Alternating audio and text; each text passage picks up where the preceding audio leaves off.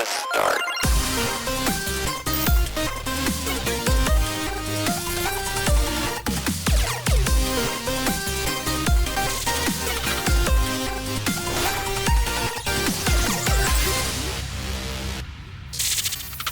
When you skip cutscenes,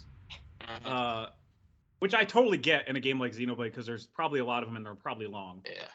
Do you just go back to YouTube and watch summaries and stuff? So I have the gist of it. Like a lot of times when I cut the cutscenes, it's because I feel like I know what the hell they're talking about and they're going on too long. Yeah. I'm not saying I don't miss stuff. Of course, I can't predict every cutscene. But yeah, I do, like, if it's a game I care about, like this one, yeah, I do go back and go, dude, did I understand this right? And there's definitely stuff that I was like, oh, that's what they were doing? Yeah. Okay. That makes the game even cooler. And I think that's partly why I like 2 playthroughs of a game more than one, is not because I don't always pay attention to the story, because you guys didn't listen to the podcast when Tim and I first started, but I love story. Like, that's why I played video games. And then I kind of switched to, you know, this new person where it's just like, yeah, now I'm like, I don't care about that. But my point is that if it's a game I really care about, like this one, where I love the party, I love the world, I love the combat, I loved what I was picking up on it, yeah, I do go back and go, okay, I wanna know what if I missed anything, and then if I do another playthrough, which this game immediately has, like in the menu, it has a new game plus, and I'm like, Nice. I know it's a long game, but that is very tempting. Maybe just 2 or everything 3 carries years over, from huh? now. Huh. Yeah, so Nice. 2 or 3 years from now, going, you know what? I have an itching to play this game again. Now I can do New Game Plus, and then that's when I already know the story, and I'll start piecing even more stuff together, and I'll be like, oh, okay, cool. How do these guys nail 3 just massive JRPGs? Like, how do you? And they're not celebrated enough for it either, I would say. The last No, 2 came out with. I mean, it feels quick to me. Like they're within 4 years of each the other. size of them, yeah. That's crazy. It is. That's a And lot. they're not a giant like EA studio. You know, they're like No. I'm not saying they're small by any means, but they're not some giant studio either. They're not It's Ubisoft. They're not EA. They're not Square. It's they're not- impressive, man. Yeah. And then for it to come out and like it not have very many issues or glitches or crashes or anything, so it's like, how do you guys This is do a complete assumption. I don't have an uncle who works there, but here's my assumption: is that this team works really well together. They have an idea of the vision, they all share it, and then they just charge ahead and do their thing. I feel like a lot of studios that take forever on a thing that makes us all scratch our heads, it's because they probably Clashing don't have ideals. really clear, and they also don't have a clear cutoff. Like, hey, we're stopping here. We're not going to let the game grow beyond this point. We're doing this thing. So I think that's what happens. A lot of indie studios have that happen, as we've seen. We talked about it last week with games that are kind of, where'd they go? Where'd they disappear to? And I think that's what happens. But anyway, that's a good intro though to the show. We'll get back to some other stuff we're playing, including Xenoblade Chronicles 3. We'll talk about some new stuff we're playing, movies that are out and watching, shows that are out that we're watching. And We're already recording. we are. Yes. Yeah. I thought we were doing like an intro conversation. Okay, good. So was it you talking about? Yeah, you brought us in. You were the cold open. And Yeah. you were the cold open, Derek. Yeah. And Well, then, then I should probably say I didn't break up with my girlfriend. I did say that real quick as a joke. Oh no, that was not recorded. that didn't make sense. Nobody Well, in knows. that case, I did. Nobody knows you're I talking did break about. up with my girlfriend. Now it's public record. There we go. That is fantastic. And then we're also, Jeff and I have been talking about this week, so sorry if the other 3 of you don't want to do this. Jeff and I do. And that's our Backlog Hall of Shame Part 2. So if you don't have games yet, maybe while we're talking about new stuff that's out, jot down 3 games that you're like, all right, these are ones I wouldn't mind diving into over the next, let's say, 4 to 5 weeks. I don't know why I'm thinking that amount of time. It's not like stuff starts coming out like crazy. And no, not at all, Tim. Yeah. But Nothing happening in October at all. Really boring. so at the very least, Jeff and I will do this, and hopefully you guys are up for participating too. At least, and we'll set up some rules for that too, and then headlines and a few other things. So let's just jump into some new games that are out. I want to start with Metal Hellsinger. This is a game that Dan played the demo of. I actually didn't over the summer, but I did play it over this weekend already a little bit. So it came out, I think, on Wednesday. It came out this past week on Game Pass, and you can buy it elsewhere. Oh, it is on Game Pass. Okay. It is. Yeah, so I downloaded it there and gave it a pretty decent run. yesterday evening and a little bit this morning. I played a little more. Hmm. This game is it's super. I mean, it's not a game that I'm going to spend a ton of time with, but it's exactly what it sounds like. Yeah. Like this is a Doom game. Basically, it's a Doom. What do you call it? It's not like Rhythm a game. ripoff. Yeah, it's Doom rhythm game. It's not a ripoff of Doom. It's like an homage a little bit to Yeah, something like yeah. Doom, but it doesn't really play exactly like Doom. I mean, yes, you're running No. around fast and shooting demons, but it's all set to rhythm. So your aiming reticle, and Dan talked about this, has these little arrows that are coming in from the side, and they got to match up with kind of the static ones. Mm-hmm. And so if you can swing your sword or shoot your guns or whatever weapon you're using on rhythm, when you do bonus damage, you start building up combos, and then you can do these crazy, brutal finishing moves, and it's very satisfying, and it feels cool because the music is just churning nonstop. Everything kind of has this driving Kinetic, yeah. It's thing just to it, and then epic yeah. and then it'll even tell you like, hey, when you hit 16 multiplier, then the vocals kick in, and then it starts just like metal screaming at you. So like, and that's not even the kind of music that I'll put on, but it fits so well with this game, and it feels cool when you activate that. You're like, sweet, and you're just destroying demons while something's screaming at you, and it works, man. It works really well. So I only played through the first level, beat the first boss, got to that second area, they gave me my score, and then I logged off to go do something else. But I might circle back to it. It's good fun. It's good fun. It is. It's a cheaper game. It's $40. So when you finish the tutorial and then the first level, you notice there's not like a ton of stages. I think there's only like 8 to 9, maybe 10, somewhere between 8 and 10. Okay. So it's not a super long game. I think it's definitely more about the replayability, like you said. At the end, Arcade game. Yeah. Yeah, exactly. So at the end, you get a score. There's like leaderboards. Yep. So you're like, oh, let me try to out Lots metal of everybody combos else. and like how accurate. It'll tell you how accurate you were on the timing. So it's very rhythm game meets shooter.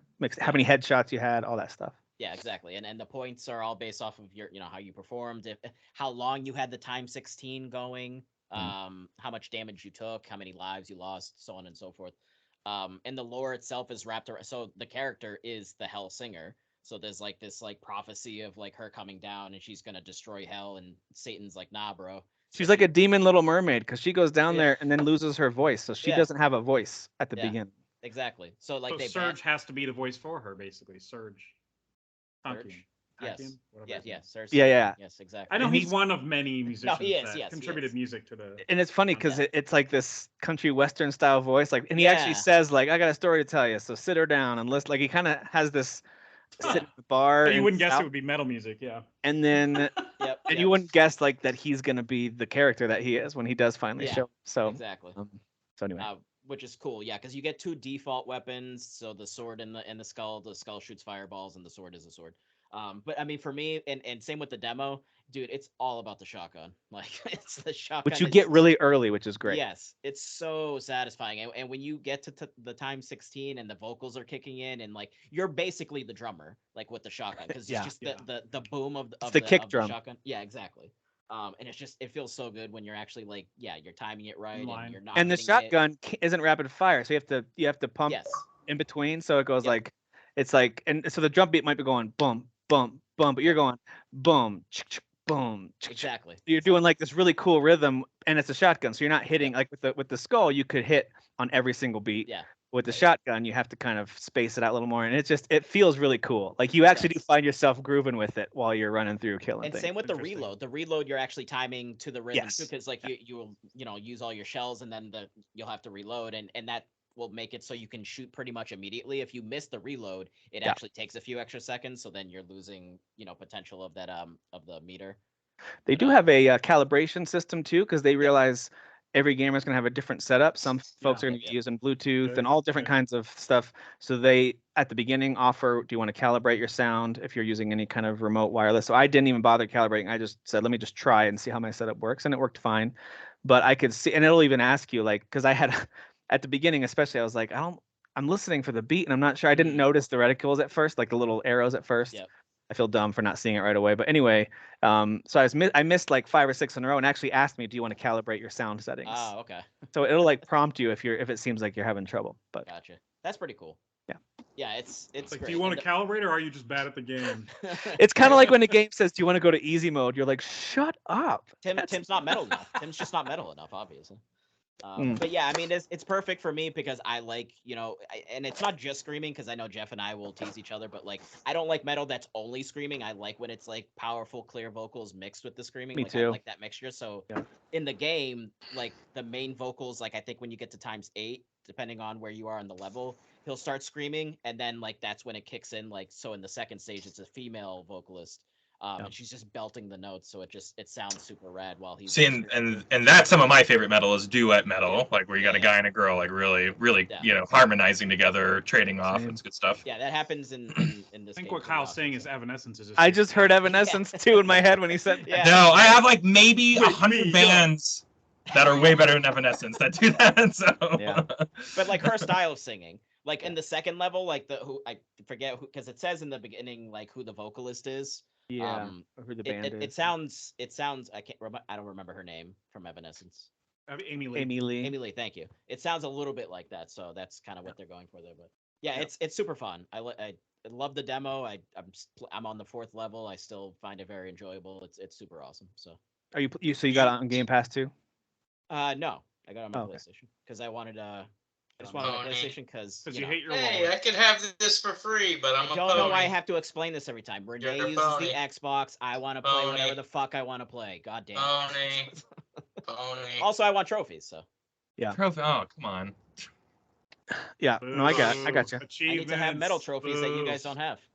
So. Great. When, You know, since when it's did we great. get Colin on our podcast? I probably wouldn't have purchased this, but I am glad it's on Game Pass because I played it. I'm like, hey, this is actually surprisingly enjoyable. Like, even because based on how you described it, and I watched the demo of it and Mhm. some of the playthroughs, and I'm just like, okay, this is kind of interesting, but I don't know if I'm in the mood for a Doom like. And it's not really truly a Doom. I mean, it is. You also have to try it. If you have Yeah, Game yeah. Pass, just go give it a whirl. Because you're not actually like holding L2 or whatever and like aiming. Like it's just free aim, but so you have to kind of get used to that. So. Video games and metal music, and I have no interest in this. Yeah, Okay. it's worth a And shot. on It's free. Game Pass, I won't download it. So Thank you for sharing. Yeah. You should. you're welcome. Very, very open-minded of you. Very Yeah, cool. I'm that guy that comes on the post and like, I'm not interested in this game. Yeah, I know. We all felt it. We were here. Yeah. Hey, gave speaking that of a stuff Glad that, you enjoyed it. Don't care about it. speaking of games that Derek and probably the rest of you won't care about, You Suck at Parking is out. Leans And, forward. Kyle my leans chopped forward. liver? Yes. I'm the only one playing this with you. Oh, are you still playing it? I thought you were like, nah, it's not for me. Well, no. I'm gonna go back to it. It's Okay, just got it. little Orpheus is occupying my time. Well, Jeff, what do you think about it so far with what you've played? You say little orifice or? Little Orpheus. How Right, that- dare yeah, you, sir? that's- I got How that- dare you Almost got me to spit my soda, jerk. go for the low-hanging fruit like that? I should have expected it from you. Oh, jeez. Yeah, it's Dan and Why am only I Dan even here? on Why this. am I even here? It's never any of Jeff, us so on. Jeffrey, what do you think about You Suck at Parking so far? No, it's really fun. It's I think the tagline is it's the only racing game that focuses on stopping, and that is incredibly accurate because you are racing against the clock to get to a I think starting out you get 2 or 3 parking spots per level, and some of them are in really high to reach places, so you get like a boost or like one of those thing that levitates you up or whatever, throws you. And it can get really challenging, and there's also fuel management to consider. So if you run out of fuel, then your car stops and you're parked, and you'll get a sign that comes up that it's like a circle with a. It's like a little no parking sign. It's a little no parking shows sign. up. It's the basically, Ghostbuster sign. Yeah. Yeah, so if you Didn't it- come to a complete stop at any point, whether you run out of gas or you just brake and maybe you're waiting for something, the timing or something, then you lose that run. Like your car will stop, a little no parking sign will pop beside you, and you have to start over with a new car. Yeah, you'll So, be restarting levels a lot in this a lot. game. Think I of it didn't like anticipate the There's a race. It's quick a button rope for fight. it. You just press Y and you start the level over. think Yeah. think of it like if you ever played the Trials games. I've talked about those before. I think Yeah, most I of love you guys- Trials. Oh, you yeah. do like okay. I So love Trials. it's got that same vibe of like, okay, here's a level. It's very easy to start out with, learn the basics, and then the difficulty starts to ramp up, and then in later levels, Best it gets to the ever. point. It gets to the point later where you're like, I don't know how anyone's ever gonna beat this. Trials has that same vibe. Yeah, Trials. The first 4 stages are my favorite stages, and then I'm like, Yeah. it's too hard.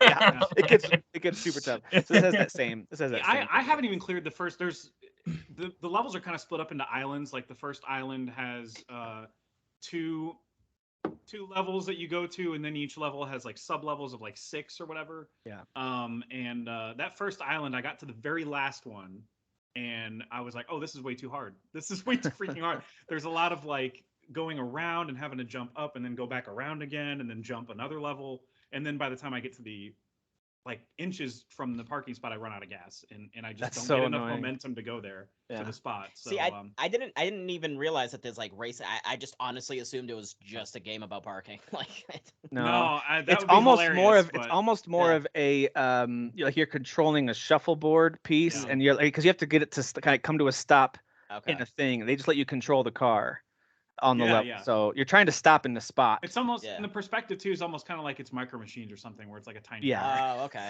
And Yeah, and that's it good. kind of makes it makes it perfect for multiplayer. There are quick matches you can do where it's just mayhem and there's just tiny cars running into each other trying to park. And that's actually this is kind of a good game for that. It seems like it'd be a fun party game. Although they haven't added online co-op play yet. They have that little thing on the menu screen. It'll say, like party with friends coming soon. Like the idea is like oh, cool. they launched the game, but they didn't quite have like matchmaking with friends set up yet. Yeah. It's just It's random just quick matchmaking matches, yeah. for now, but they're gonna add that. But yeah, the campaign mode, which is essentially single player mode, where you're just trying to get a high score. I don't love the way they have the world laid out. I like the idea of in the main world, you just drive your little car around on these little platforms and ramps, and there's no stress. You can go fast, you can go slow, you can crash, do whatever you want. Like that part's fun. Like give me a little world to explore. That's cool.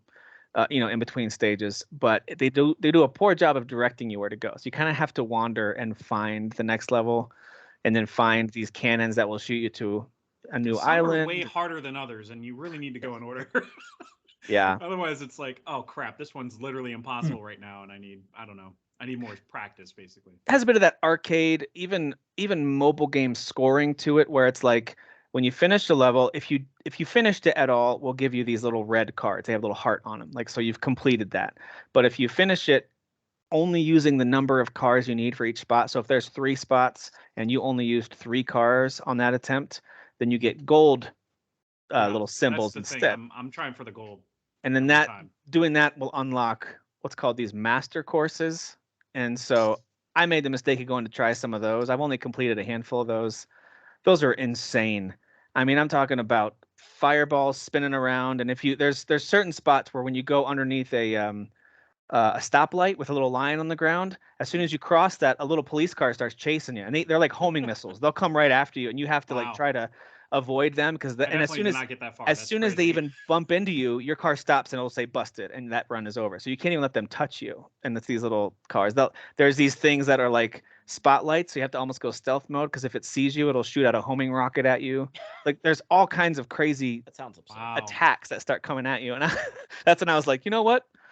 I think that's it. But then I go back to it. I've gone back to it a handful of Yeah, times. yeah. Tried to fight my way through I levels. see But it myself gets going back to it for sure. But it gets was there's a just- couple of levels where like there's one you get to ice eventually. So just imagine on the first world it's normal pavement and it kind of the physics, it's very physics based. The physics makes sense, but then they introduce ice levels, and then I'm just like, this is infuriating because you're sliding all over the place while trying to do this thing.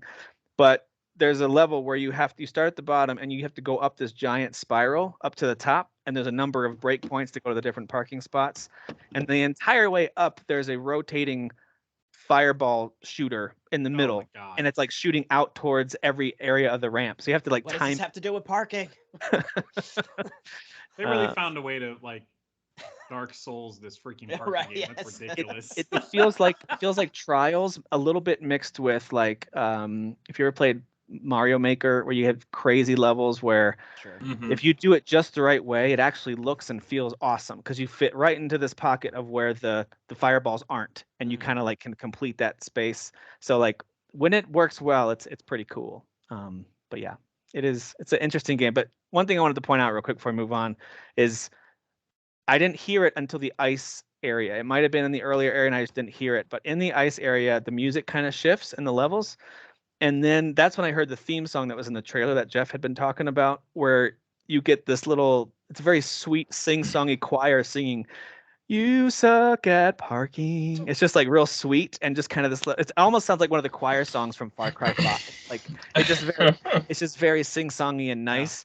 But it seems to kick in, and it's probably just coincidence, but it always seems to kick in when I'm hitting like my 20th try on this ridiculous level. And then all of a sudden that kicks in right there as I start again. I'm like, Shut on up. purpose. Yeah. Yes, I know Where? I suck. But anyway. Creative little game. It's also on Game Pass. And Yeah, that's the only reason I played it. I would not have spent money. yeah. Yeah, this is one that needed to be free. Otherwise, I Yeah. kind of had written it off as this is probably going to play like a dumb mobile game, and it turns out it plays like a pretty fun little arcade game. But Yeah. but then there's also, and I remember this one being revealed at one of the indie showcases. It was either Nintendo or ID at Xbox. I want to say earlier this year. It may have been last year, but I think you got it right. I think it was this year, Nintendo. yeah, one of those two showcased this one. It's called Wayward Strand. It's got really unique art style. I believe you're like on a cruise ship trying to. You're on a stuff. airship, which is Oh, basically an airship. It's Okay. basically just a blimp, basically like a Hindenburg type. So tell me about this. I mean, what's your vibe on this game? Good, bad, in between? I got it on PC. I feel like I barely touched my Switch. Poor thing's neglected. But it's $20 or whatever. So it was on sale, so I got it for like 18. But it's just a side-scrolling kind of narrative thing. But it's almost like too light on gameplay. You're literally just picking dialogue and interacting with patients at this hospital, makeshift hospital that's in an airship. And like there's just like one thing I got to commend the game for is there's always conversations going on and you can miss them. Like you can overhear somebody talking over here and just be like, okay, I'm busy, whatever, and have something else going on, and you can totally miss that conversation and miss those notes that you might get from that conversation. So like your character is a young girl who wants to be a journalist or whatever, so she's investigating what's going on in the airship because there's something quote unquote off about it. So she says. So she's going around asking people like, why did this nurse quit? And is so and so happy? What happened to this patient that died recently? And sometimes you'll catch staff interacting with each other. If you can like hide behind a wall or whatever, and you can overhear them talking to each other. And if you don't move out of the way in time, somebody will come out and go, "Were you there the whole time?" Like it's very interesting how like almost procedural it is to depending on your actions. Like it's like, oh, interesting. That's crazy that they kind of went the voice extra mile on acted, or this. you reading? Yeah, all it's of voice this? acted. Yeah. Voice acted. Okay. But other than that, though, it's a little too passive of a gaming experience for me to like, I don't know, fully invest in. I already uninstalled it. I played an hour and I already uninstalled it because I was like, this is not the pacing of a game I want right now. Like, I don't want Spider-Man level of action, but you got to give me something, man. You got to give me something more than just walking up to people and talking to them. Yeah. And that's pretty much all it is. And you have, first off, you're taken to the airship by your mom, who is a nurse there, like the top nurse, whatever they call those. And she is like basically like, just help out because we have somebody from the government coming in 3 days, and you get a clock that tells you how much time has passed. And you have to find out pretty much all the dirt on the place in those 3 days before somebody from the government arrives to inspect the place. So yeah, that's the premise. Cool premise. Some of the stuff that they included is really rad. But otherwise, gameplay-wise, I mean, this is one of those trash indie games that Derek craps on all the time. So, and I'm like, okay, I get it. In this case, I get it. So Derek's playing it right now. It's just not. Yeah, I don't even know what we're feeling talking it about. I wish he was here every week so I could see that smirk when he hears his name. Being I zoned out until you said my name. I didn't know what you were talking about. So some of the other games that arrived this week, tell me if you guys if any of you have even just diddled these a little bit. I'm gonna list this one because I think it might have been on Monday. Oh yeah, this was this week. Freedom Planet 2. Have you guys heard of this one? It is basically looks like a Sonic the Hedgehog ripoff, although you don't have a hedgehog character, but it's a side-scrolling like a lot of the running and speed and spinning looked a lot like Sonic. Go fast. I played a little bit of the first one. I completely forgot that. Yeah, so that one just came out. Looks pretty cool. Does the character say that? Does the character go like, I gotta go quickly? Yes. He's like, I like hot dogs instead of chili dogs. He's like, I like bratwurst. Another game that came out. I don't know if any of you are trying it. It's actually a Square game, and it's Voice of Cards: The Beasts of Burden. I haven't played any of those, but I played the demo of the first one. I liked it. It's a card game, right? It's a card RPG, right? Yeah. So I haven't played that one either. What about Little Orpheus? I thought someone mentioned that one. Yeah, I'm playing that. How is it? That came out in 2020 on Apple Arcade, so that pretty much means nobody played it. Yeah. So I Tim, think Tim I think had it's, Apple Arcade for a while. I did for a little bit, for a minute Yes, there. I very did. I had proud it of for a it. month, and I was like, "This is ass. I'm never Derek gonna play remembers again." that. He is so proud of Apple Arcade. He's so I was Guys, I try- have it. All right, cool. I was being Let's so talk about something positive else. about it, and Derek Yeah. was just gut punching me with every. I was like, guys, but he's like, no. Anyway, little You Orpheus. This can week- get a free trial. It was a free trial. That's when I got it. But I tried it on my iPad and 2 years ago when it came out, and I was just like, I'm not feeling this at all. But I guess the exclusivity ran out, and they were able to release it on consoles and PC this week. And every level's broken up into episodes, so I am on episode like 5, and that's like halfway through it. And the premise is it starts with you being interviewed, and they kind of tell the story through flashbacks. But you're being interviewed by this general that you report to. Your mission, which was a top secret mission, was to go to. They did discover Hollow Earth, so your mission was to go there and kind of blow it up, so people can actually occupy it and live there. And so he's like telling the guy that you're playing as is telling all these extravagant stories about his experience with Hollow Earth, to the point that the general, every time you tell a story, is like, "You're just making this up. Like, you're clearly just making. Oh, sure, you were swallowed by a whale and you escaped. Okay, sure, It's buddy. like some Kojima nonsense. You know, Yeah. It's a comedy game. Like, I mean, the story is definitely being played for laughs. And every time a chapter ends, it has like this really old school TV voiceover of like, "Will your hero get out of this scenario? Stay tuned for the Yeah, next that's fun. episode." It's really Because funny. this is the creators of like They did Dear Esther and yeah. Everybody's Gone to the Rapture, and Oh. this So is that's like a they're way more- different type of vibe. Yeah, those are very Way different. serious. Yeah, right? yeah. This is a side-scrolling like narrative game. There's very light puzzle stuff, very light stealth, and very light platforming. So there are elements of that where you kind of have to avoid being seen and stuff like that. And the environments are just really cool. It reminds me of Brothers, where like each level is like a totally different extravagant thing, where you're in like a lost city with a different civilization. Sure. And then the next level, you again get swallowed by a whale. And then the next level, you're in like this ice area where walruses live and stuff. So it's really cool, and the pacing's really good. Each level is about like 20-30 minutes, so it's not. Mm-hmm. It kind of flies by, and it's very funny. The whole time you're walking around, it's voiceover of your general interviewing you and you responding to him. Okay, and this just hit all consoles, right? Not just PC. Yeah, it did. Console and PC. Yep. So this is one of those ones that, you got my curiosity a little bit, but I feel like if it hit PS Plus or Game Pass, I would download it and give it a whirl. But it would be good there. I feel like Yeah. it's reviewing well. I've seen at least a couple reviews for PC, and it's getting like 8s and 9s and stuff. Whereas on Apple Arcade, it was like 7s because it just plays horribly on mobile. Yeah. Like, No, it get just out of plays here. No way. Yeah, I know, right? Who saw Kyle that doesn't buy it. Kyle doesn't buy it. Who saw that Wow, come that's so besides great. everybody? You're talking about Apple, right? They're like the big dogs, No way it runs back there.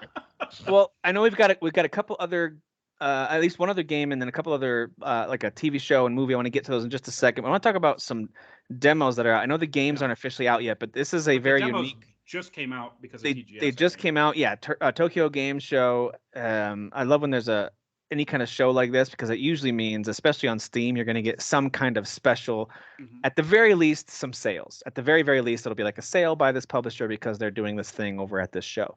But not only do we have sales, there's multiple sales going on right now, by the way, and some of them should still be on when you're listening to this. But there's also a whole bunch of demos. So if you click on their TGS banner, you can go to the demos. There's a ton, all kinds of, and they're broken down by genre. There's a lot. There's a lot of stuff that I look at, and at a glance with the title and the artwork, I'm like, no, there's a lot of that. But there's other things that I see, and I'm like, hey, this looks interesting. But one of the things that Steam doesn't have as a demo, but it does have it as for a pre-order, but PS4 and PS5 as a demo, is Wolong Fallen Dynasty. And Dan, I think you played this a little bit too. I played the demo I for think Derek did too. Derek. You might have played it. Okay, so I played it for about an hour today. And I want to get your guys' thoughts. Derek, let's start with you, and then Dan, what are your guys' thoughts on Wolong, the demo so far? I think I played like an hour and a half, 2 hours. Well, I mean, if you played Neo before, you're gonna immediately feel like it's Neo. I do see some. So. Yeah, and I see some big differences while it still does feel like Neo, but I feel like this could potentially be a better but more annoying game. Okay, do tell. So I do think the combat's better. I like the loot system because Neo is just overwhelming. Like, I think that's why I got fed up with Neo 2. It's just like it's constant loot. Most of it's garbage. There's 50 gazillion systems in it. I'll admit, I tried to learn it as best I could. I know I don't know everything. You want to ask somebody who knows everything, it's Sasan. He really does know that game inside and out. But this one, I'm hoping, from what I've played, like I said, I'm about an hour and a half, 2 hours in. I don't feel like it's as, like, as far as systems go, is as confusing. But I do think it potentially, from what I've played so far, can be way more annoying without, like, co-op. So if you're trying to just solo everything, you're going to get frustrated a lot. Like, I fought... So it's pretty cool. I'll explain the system real quick that makes it a little bit different. Like, you have your character level, so it's the same soul stuff where you're collecting. I don't know what you're collecting here, but you're collecting souls, and then you level up with that soul. I think So they call it spirit in this one. Yeah, it might so just be different. spirit. I know. Yeah. So I know. wow, crazy. It's a spirit. They call them woes. So because it is a very spiritual game. So you level up your character, but as you play a level, you're leveling up. What is it? Your morality? Yeah. I think that's what it is. I know it's So- an N word. It's something. Yeah, I think it's morality. So you're leveling up your morality, and you'll see that every enemy has a morality level as well. So if you're like morality 5 and you're trying to fight an enemy that's morality 10, probably going to get wrecked unless you're really, really good at the game. So that was what I was doing as I was running into harder enemies in the beginning because I didn't read the morality part of it. And so I was like, oh, well, this game is really difficult. And then once I started catching on, then I was like, okay, you just got to be smarter. So there's different systems in the game that I think could make it easier as far as if you learn the systems, you understand the world that you're fighting. But I still just think, like, for instance, I'm sure you guys who played it fought a tiger. It's not that hard to find one.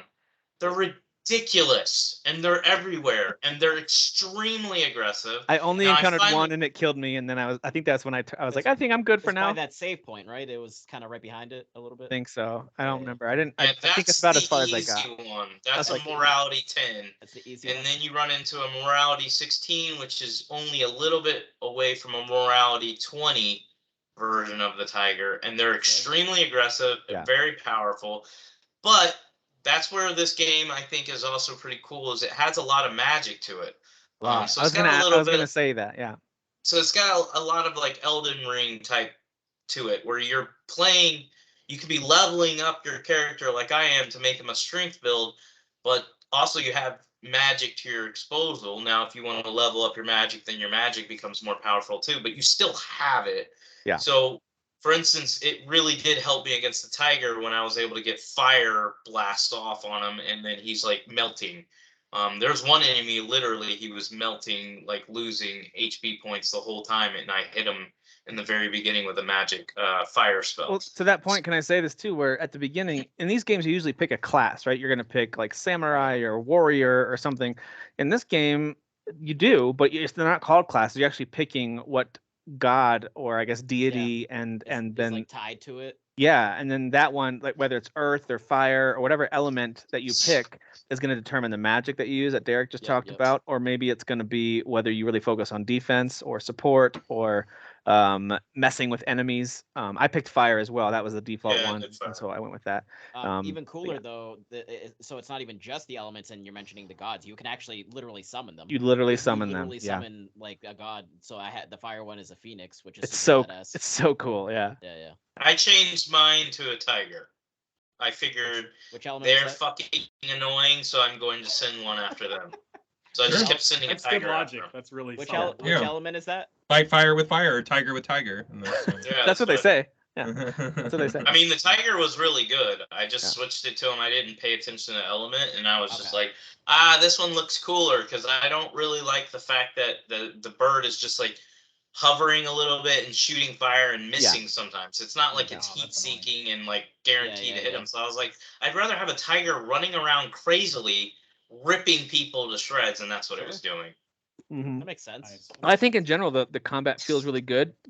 I think like any game, it would take some getting used to. This is just a demo. The game doesn't actually come out until it says early 2023. So hopefully February 24th. With what they're releasing, I know they're just releasing, a little portion of it, which there's a boss fight. I'm sure it might even be 2 boss fights in the game. I haven't gotten to the boss yet, but I feel like this game's done.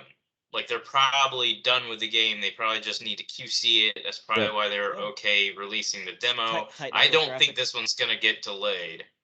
I agree with you because the systems are already so deep. They already give you here's the different weapon types. You can go dual wielding or sword or demo unless this game was done. Yep, and then range. By the way, if you like range, there's bows and crossbows. Like the tutorial, I would argue, is actually a little overwhelming. So you have to kind of be ready, like, okay, I'm really gonna learn this, because the tutorial itself is like, okay, now here's this weapon, and here's this new weapon, here's a whole new weapon set, and here's how you do magic, and here's how you summon, and that kind of thing can feel overwhelming.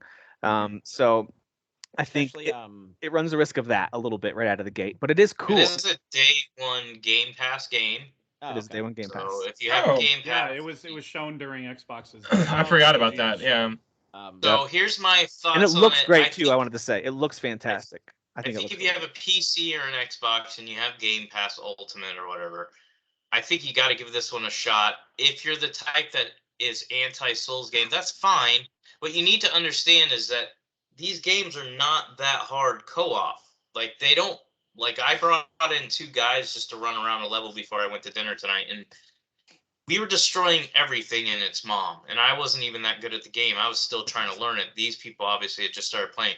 So my point is that you get these, I forgot the item, these items that you can call up co-op partners, and they give them to you, like, all the time. And it's the same thing with Neo. Like, Neo, you can play the entire game co-op, and it's not like you're sitting there for, like, 45 minutes waiting for somebody. There's usually people that jump in pretty quick. On the demo, I had 2 guys within 2 minutes, and we were running the level. So that's what she said. there is fun to be had here, even if you're anti-Souls. What's that? He said that's what she said. No, Dan, that was to Dan. Everything you're saying is yes. Yeah. I like the pairing system, and just like first of all, the way that the character moves and like the fluidity of like his flips and stuff are super sick. Yeah, I like this. It's got some Sekiro elements to it here and there, like little touches that remind me. I was gonna say, like, what's the speed? A little bit speed is fast. It's fast. So it's fast, like Sekiro or Bloodborne, or even faster, like Ninja Gaiden. It's like Neo. Sure, I have played Neo. You did say at the top of this.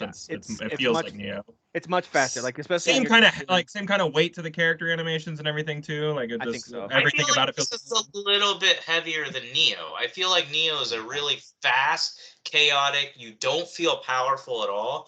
I can say again, you have to pay attention to your morality level and the level of your character. But like now that I'm fighting the tigers and I know what I'm doing, I am definitely I can feel more weight not only with my character, but the power of my hits are very impactful.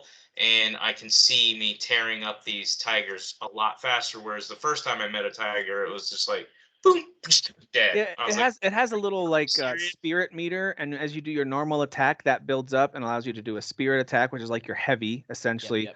Or you can do your magic using that meter as well. So I think it's a pretty cool, very simple, but a very workable system to get you to use your normal attacks, but then mix in your specials and your magic as you get a chance to. But if you overdo it, that can swing down below and mess you up. I just want, you know what I want, and this is coming from a guy who absolutely loves these Souls games, and this one I'm gonna love, and I'm pretty sure I'll be on the podcast talking about how amazing it is, or I will say I hate it because it's too hard. But like, I really want more like games, and I'm not saying I like this game, so just let me get it out. More games like Jedi Fallen Order, where it's like you have that Souls type system, but that isn't scaring people away. Like they were more focused on telling a story while still being a little like difficult. You mean punishing, not punishing you and taking away shit? Which is like I sarcastically put, stop making me lose shit forever because I die twice in a like. It's that's true. what I wrote in the Is comments. that in this game too? Do you Yeah. lose like your puddle of souls? No, everything, that's a little different. Yeah. You only lose half, and then Right. I think even when I died again, it didn't take a half again. You just lose a half. And then if you do recover it, you recover it. If you don't, you don't. Okay. But you never lose all of it. They don't. So here's the other thing. But it still punishes you, is the point. Like, Yeah, it's not so, as like, harsh, it's still but stakes. Let's say I'm running around the level, and my morality is a 20, which is, as far as I can tell right now, it's the highest I've seen. And I'm running around the level and morality 20, and I die, you automatically drop to a morality 16. So you have to build your morality back up. Plus, you lost half your spirits. So you can go back and recover this spirits, and you can recover some of your morality, but you're not going to, if you kill let's say you kill the tiger that killed you, you're not going to jump to a morality 20, but you'll get your spirits back. But if you die to it again, as far as I know, your spirits are gone permanently. Again, you only lost half. So it's kind of like Sekiro, because Sekiro did that too. It had a system where you didn't always lose all your whatever that was in that game, your souls in that game. But this one is every time it's a half. It's not like a game where Sekiro was like, randomly, you didn't lose it, now you did, and that type of stuff. So it still punishes you. It's not as bad, but again, it's like every Souls type game. You either want to learn the systems and get good, or you don't. If you don't, it's not for you. If you are the type, like, I'm intrigued by the way this game looks, the way it plays, blah, blah, blah, it's definitely a Souls game. If you're not into those, don't bother. I mean, bother if you have Game Pass, but don't buy it if you don't have Game Pass. the same could be said even of Elden Ring, a game that came out this year. It's certainly not for everybody, and it's one of those things where it's like, if you don't kind of really like the way it looks and plays and the exploring, if you don't like those things, then don't waste your time. Boy, it sure did sell. It sure did sell like it was for everybody, though. So I'm thinking about all the mad people out there who are like, "You're right, Kyle. Wait a minute, right? This game was way too hard." That was gonna be like an but action, I will say, Elden Ring did do a good job of bringing in a lot of new players, not just because of sales. I think this is the biggest boost in fandom for sure. that From Software has. There's a ton of people that are like, I never played a Souls game before, or I only beat Bloodborne. I hate all the other ones. I love Elden Ring. There's a lot You're just describing me. I've only beat Bloodborne, didn't get into the other ones. So yes, Kyle, for every, I don't know what the ratio is, but it feels like a lot more people got on board with Souls-like games than were pissed off, feeling mismarketed to. People certainly were mad about it, without a doubt. This one's not open world. This is more open area. Just like Neo. So it's not going to be like Elden Ring. It's going to be like Neo. Yeah. And I'm coming from like a different angle. I actually like Sekiro the most out of those games because to me it sticks out as being the most different. And this kind of feels like that. Like it's different, not exactly like the Dark Fantasy ones. You know what I mean? Yep. Well, we've talked about Sekiro before, so I won't repeat myself. But I feel like Sekiro was probably the coolest one as far as like, I don't know, just everything about it. But I had my issues with the leveling up system and the way they did that. But still, it's really, really cool goal. And this game has that. Oh, I do want to mention this because I love this about this game. This game is nothing like The Witcher, but all I hear is like The Witcher type music playing as I'm playing this, and I'm like, the music is great already. Yeah, I love it, and it sounds like The Witcher music. Like, I don't know what part of The Witcher. I don't know if it's like when I was playing The Witcher, like calming part where you're just kind of running around the world and you would hear this like whimsical melody or whatever. That's what's playing in the background the whole time, and I'm like, I love this. This feels a lot of winds, a lot of like winds and flutes and stuff, and it sounds fantastic. Feels really good. Yep. So it sounds like you're talking about the Skellige song. So Skellige. When you're on the Viking Island, yeah. Dude, that's when I remember that. Sorry, Witcher 3, real quick. I still remember when I went to Skellige and I saw that map and I was like, "What is this? How is this?" They packed in another game into this game. There's another game in here. Anyway. And it's also a much more beautiful area than the first area, and the music's better. So it's like you walk up the boat, you're like, why did I just spend 30 hours in that other crappy? Is this Witcher 4? What just happened? Anyways, I could talk about that game forever. Dan, one of the other demos that came out, I want to hear your quick thoughts on, was Valkyrie Elysium. It's on the PS5. I think I really couldn't wanted find to get to this demo. couldn't find the demo anywhere else, right? I think that's all the only place it's at. It might be on Xbox Series S and X. No. Oh, okay. It might be. I know it's like it basically X and consoles. S. Yeah, just Okay. not the Switch because Harvestella is only on the Switch. Right. Whereas Yeah, this is Square's on- trying to spread it out a little bit. Yeah, exactly. So what do you think about Valkyrie Elysium? I liked it. It's a lot of like kind of like Norse mythology going on there, with Valkyries and talking about Odin and Fenrir and wars going on with gods and so on and so forth. It opens up to this very kind of like epic explanation of that. Have you stuff. played other games in the series before? No, so this series I'm actually pretty unfamiliar with. Okay. I know Valkyrie Profile on PS1. Was that a turn-based strategy game? I don't know. I thought turn-based. I think it was just turn-based. and I think wasn't the second one like a side scroller? Like I think it was on the PSP. I think that was the perspective. No, so I think so Valkyrie Profile 2 was on PS2. Okay. And then there might be one or two other games that are like prequels story-wise. Yeah. And I think one of those is on PSP. I think so. I think that's Lenneth sounds. I think that's familiar. right. I think that might be a side-scrolling. Okay. Like, or at least side perspective. It's still a JRPG, but like the perspective of the series, from what I remember in my head, picturing, I think it is almost this side-to-side like turn-based RPG. It's very unique. They had a DS game too, by the way. Oh, okay. Maybe I am thinking about a DS game and not a PSP game. That might be right. Yeah. I know that there's either one prequel or two prequels, other than Valkyrie Profile 1 and 2. It's a very weird game, and it feels like it switches genres a lot. Because this is like an action RPG, right? So, the franchise is fascinating to me. Yeah.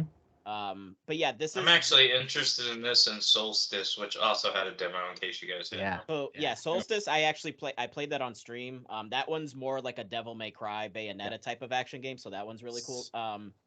Valkyrie Elysium is, I mean, obviously not on exact par with Wolong, but it's more of like that type of action RPG. So you have like your basic attack, strong attack. You have a dodge move. You can do magic. She actually has like a grapple, like energy grapple thing that you can actually launch yourself towards an enemy. So there's actually like things going on with systems and mechanics that makes it more fun to play, and there's more things going on, which is why I was being snarky earlier versus Harvestella, Kyle. Because Harvestella is like, all right, so now you're gonna do combat, and you just run onto the battlefield, and you're just slashing, and I'm like, so can I dash or can I block? It's nope, you can't. And See, I was like, Dan's been infected by the era of all dodge roll games for every game. No, I get it.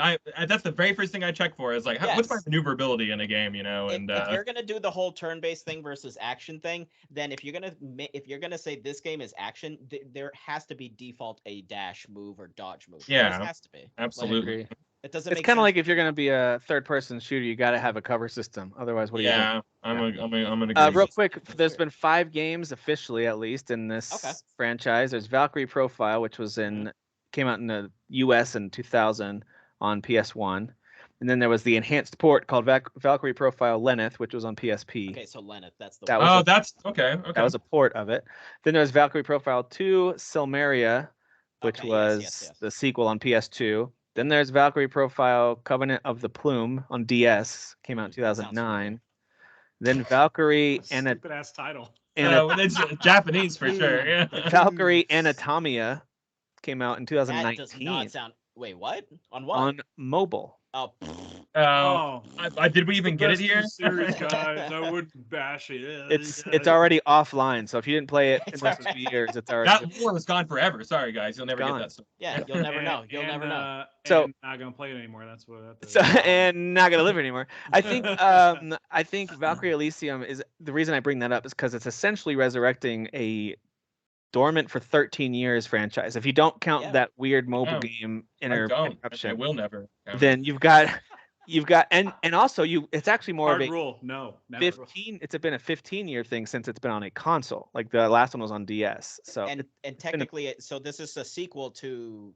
Well, so the headline of the article I was reading, it was like 23 years since the original one, like a sequel to the original one. So I don't know if it's a sequel to the first one, but then 2 is a sequel to. So I don't really know. Oh, yeah. But yeah, Thanks, it's actually a sequel, so not a prequel. Yeah. But yeah, I like that the mechanics This again. feels kind of like Kingdom Hearts, like where it's like we don't know where in the Oh. timeline this takes Yeah. place. Here it It is is. a sequel. We're It gonna is a throw sequel. we're gonna throw some mobile games out there, you know. Uh-huh. It But feels very but I artsy think to me. visually it's not like ugly by any means, but it's not like it's not amazing. It's So not it has jaw-dropping, it yeah. has like a little bit of like almost like cell shaded background going on with 3D models. So Okay. it's not gross looking. But again, this is kind of part of the stable of what I've been calling the like B tier like games that they're releasing this fall. Not meant to be insulting. It's just they're not like AAA. It's They a clearly tier, don't yeah, have the, we're they don't have not- the same yeah, that's budget. not an They just insult. don't. Yeah, That's exactly. that's why the tier Fair. exists. I mean, exactly. honestly, and this is just to keep us moving here. I think another game that falls in that B tier is Harvestella. So I Might played even that be demo. C. Might even be C, yeah. I played that demo too. But I played on Switch, and Dan, you made this point in our chat, and I agree with it. It might not be totally fair to judge all the visual capability of this game because of the Switch version. Right. I assume it's gonna look better, but it does not look great. It looks like a 2 gens ago game. It does not look great. But it plays fine. That's so it doesn't play great. It does not have amazing gameplay, but it does play fine. Like it works. Yeah. So Harvestella is basically, if you've played like Rune Factory or those kinds of farming / action RPG games, it's in that same vein. And I think over time you're going to be able to really dig into the combat more than a lot of those games let you. I think with classes and things like that. But So at the jump, it's really simple. Yeah. One button to do every action. Even with farming, it's switch your tools with these set of buttons, and then one button does the action. See, I So appreciate that because farming in a lot of these games is really tedious. Yeah. So I like that it's quick and you're just kind of like, all right, so I'm doing the again, thing. it works, but it's not something where, and I'm someone who can really get sucked into these really dumb, we talked about this, like simulation games or life whatever games, and even just the opening where they have you do a couple rounds of farming, I was like, this just doesn't do it for me. I don't know what it is. Sometimes it clicks and sometimes it doesn't, but I would just say in general, I'm a little underwhelmed because I know this is a $60 full Holy release crap! It's coming out. Wow. So I play more Nah. of the farming sim Know that. stuff than I think the rest of you guys. So I would assume that with the farming aspect specifically, it will get more complex and like there will be for more sure. you can do. Yeah. And with the combat, so there's like classes, it looks like. And I think I Yeah. was reading something where somebody was saying one of the like abilities you learn is like a dodge move. But it's like, all right, but don't put that behind a wall, so to speak. Like, don't make it so I have Yeah. to learn how to dodge. Like, the dodge again should just be there by default, I think. Yeah. I agree. So I don't know. Again, we'll see. It's I only played a couple hours of the game. Yep. So. Yep. Yeah. It's okay. It's not amazing. But there's a demo out on Switch, so it's a good chance to go try it. And your progress does carry over if you happen to love it. So I'd say if you're gonna only pick one, I would say right now, I would say Valkyrie Elysium is definitely the one that I would prefer buying. Of the B tier Square stuff coming out, you mean? Of these two, between those these two, okay, yeah. Diofield Chronicle, I'm very excited about. Yeah, that comes out this coming week. It does.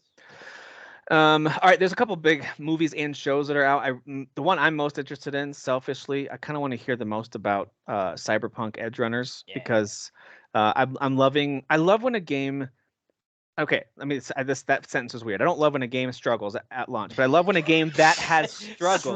We all love Cinderella stories, Tim. That's Yes. what you're trying to say. I love when a game that has struggled at launch and it's like kind of hard to watch. It's like, oh man, that's tough. Even though I didn't have those experiences, like I see, it's just tough to watch. It's so cool to see it make a swing back in the right direction. Doesn't like happen. No Man's Sky, right there. No Man's Sky is a great example of that, honestly. But I know a lot of.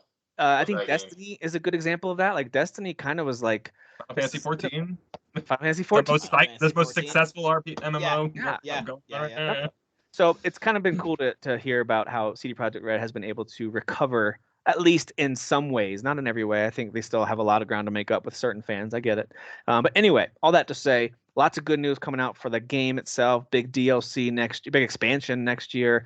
Bunch of updates that just hit. We were talking in our chat about how the concurrent player count it's at the most it's ever been on Steam, at least. And so I think it's at #1 above Elden Ring. It's on sale right now too, like half off. Yeah, it's like 20 bucks. I checked it on Steam and it's $20. I'm like, yep. Was this a typo? Like, yeah, it felt It's, like robbery. it is on sale. Go get it. So things are cooking with that game right now, which is awesome. Kyle talked a little bit last week about some of the improvements in the last episode.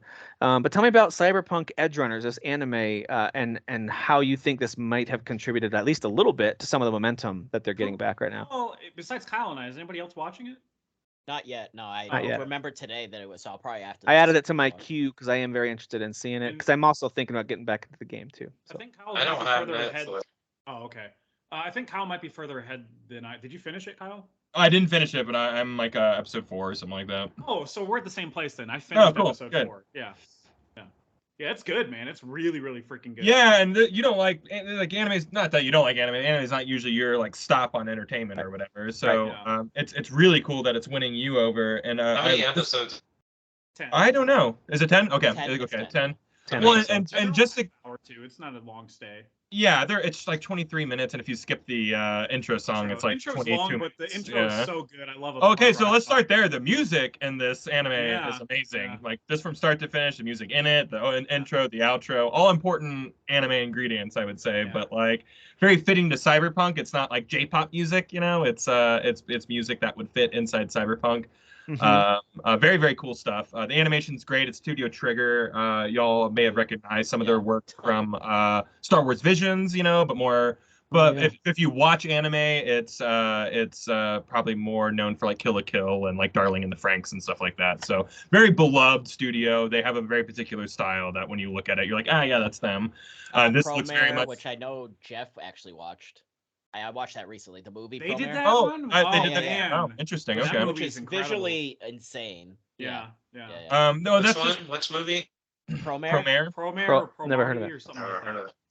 Never heard of it. So yeah, there's a lot working for it, and I guess the big question I keep on getting is, hey, if I play the game, does it like enhance the experience of this anime? Yeah, 100% yes. Yeah, they're very good companion pieces. To the point where like playing one makes you want to watch the other, and watching one makes you want to play the other. But not to where you're gonna miss out on things if you haven't done one or the other. I don't think so, no. But I think the enhancement that you get from knowing all the lingo and stuff like that, like the world, right? they're gonna be throwing out terms like Edgerunners, and we're gonna zero them out, and hey Choom, and what a gonk, and okay, so if you don't really Stuff know the that you've context, heard in the game if you played. yeah, the game. absolutely. A lot of visual cues, like the cell phone ring is the same, like. David is living in the same apartment style as V is in the It's like the same building, the same slum. Yeah, the same area. building, because they really? go to the same shooting thing, like practice shooting thing and stuff like that. That was what I was gonna ask. Are there characters from the game? All the fixers are in it. So you meet Wako, excuse me, from the Japanese district. She's actually the person you're doing your very first mission for in the game. And like a big name drops like Arasaka and stuff like that, like all the stuff that's in that game is there. I think you even like meet one of the boxers. It's a pretty huge part of the story too. Almost right off the bat because of the equipment that the main character has on them. Like and it's all about like a kid who kind of loses everything and has to figure out a way to pick up his life. And he turns to a life of crime, and like to live in this city and to be a life of crime, you kind of have to become more machine than man, So it's about like kind of his slow loss of humanity as he's like changing his body into more of like a robot. It is very cool. I get lots of hints of like Ghost in the Shell and stuff like that in this. Some like the gore factor and just everything like that. Which, by the way, lots of gore, lots of nudity, it's very adult. Sign up. Yeah, the Legion of kids cannot I'm be watching around. anime now. So, I mean, it's basically the same crowd who played the game and wasn't like, if you're cool with what's in the game, you're gonna be cool with what's in the show. Yeah, I mean, you go to same locations. Like, oh my god, I know that like parking lot. Well, I mean, even like content-wise, it's like if the game was too much for people to watch or play, like, or to have kids around, then the show is probably too much too. It sounds like the same level of like adult. Yeah, I mean, there are people in the anime walking around and like they just have like sexual equipment on their junk while they're walking around. You know what I mean? Like, and they're just walking like the the street. first 5 minutes that he's walking up to this building, and yeah. there's somebody blowing somebody else. And I'm like, what the hell is going on? I mean, to be fair, all right. It's a Kyle, we see that in Colorado all the time. We're used to that, but these guys aren't used to that. Yeah, we're really open-minded here. He's doing it in Kyle's front yard right now. I don't know what's going on. And in the little shanty town that's two blocks away from me. Yeah, they're all doing that. And in Florida, we all know things happen in Florida, of Yeah, course. no, absolutely. Only with gators. Yeah, so I'm glad I added this to the queue. I'm looking forward to do. I have a feeling it's going to be a show that I'm like, let me just try an episode, and next thing I know, I'll probably watch through the whole thing. Yep. And then I'll be like, I have to play the game again now. Like I have to actually start over because it's been My too long. understanding is there are and I need more to start over. major characters from the game that show up in the show. I don't know in what context. I just saw a screenshot of a character that's very, very well known from the game that shows up in That's cool.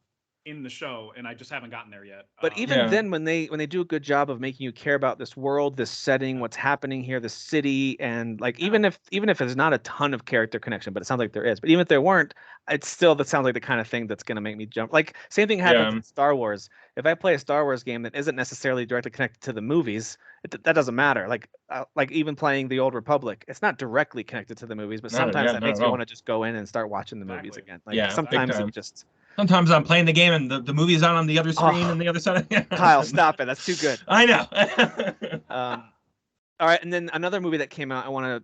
Another movie that wasn't a movie, that was a show, but a movie that came out that I know at least some folks who listen, and I don't know if you guys on here are big fans of the Clerks movies, but Clerks 3 is out, which I didn't realize that was. Yeah. I didn't realize that was already releasing. Yeah, he released it the same way he did Jay and Silent Bob Reboot, which is he just went to fandom and said, let's just do special screenings for this. And they did I think they did one night for that movie, but it was a big turnout. It was sold out at my screening. It was a lot of fun. Everybody was there for the Kevin Smith humor, and they were just losing it at every poop and dick joke. It was so funny. Yeah. So Clerks did the same thing, except all their screenings sold out on Tuesday very quickly. So they were like, okay, let's add a Wednesday screening. So my screening wasn't sold out or anything, but everybody there was just super hyped for the Kevin Smithness of it. Yeah. Which I admit, his humor is kind of hit and miss for me and has always been that way. Okay, I didn't want to be a downer because I've always felt that way. But when he and I'll be the upper and say it's some of my favorites. So I get that. I love Kevin Smith. Yeah. But when he hits though, it's that's one of the funniest things I've ever heard. There are scenes from some of his movies that I'm like, this is my favorite thing, and then there's chunks of movies where I'm kind of like, all right, let's get it just depends, man. It just depends, and I know it's still great though. I understand these are cult classics. For sure. And Clerks 3 ends up being. I really like Clerks 2, by the way. I know a lot of people didn't like it because there's a music. You're the first person I've heard this from. Yeah, you're the first person I've heard this from, but I haven't had a lot of conversations about Clerk 2 either. So that's not to be like you're lying. But I was I thought we all liked Clerks 2. I didn't know that Kevin Smith has gone on record and said it's my favorite movie I've ever made, and I'm like, all right, pump the brakes, dude. But okay, I get it. I don't know about that. You made Dogma, bro. You did Chasing Amy for crying out. Let's calm down. But this one. It reflects Kevin Smith's very real heart attack that he had a few years ago, where the main character has a heart attack. One of the main characters has a heart attack, and he comes out the other side, and he's like, you know what? I talk about movies so much. Why don't I just make one? So it's about them making a movie of their life. It becomes very meta in that way, where it's about them making Clerks 1. Of course it does. His last 4 movies have been meta commentary. Yeah, Jay and Silent Bob Reboot especially is. It's all. I would say that's more meta. Oh, okay. So it doesn't go to that. Okay. Not to that level, but at the same time, by the end, you're like, okay, this is almost too meta, but in a sweet way. The movie ends up being Kevin's most heartfelt and mature movie that he's made. Even though he doesn't he's not saying I'm not doing dick or poop jokes anymore. He's doing all of that, but there is there's a core and a heart to the movie, which I can't really say for Jay and Silent Bob Reboot. I just can't say that. That movie's just full of jokes and you're just there for the ride. Actually, there is a heart to that movie though. It's about Jay being a dad and stuff. So, but yeah, this one, I don't know, man. I just remember I think the last half of the movie, everybody in the theater was just intermittently crying. It was just a very emotional movie, and I was very surprised by that. Yeah, I swear to God. It's a Freitas movie. People feel things. Derek hears the word emotional. He just starts getting all uncomfortable. It's all because you guys don't know I secretly cry every night, so I can't handle it. I knew it. I don't need movies to make me. It's okay to share. We assumed that. Yeah, I don't need movies to make me cry or video games. I just do it on my own. Okay. All right. Well, that's cool, man. I was surprised at the amount of heart in it, and you need a hug?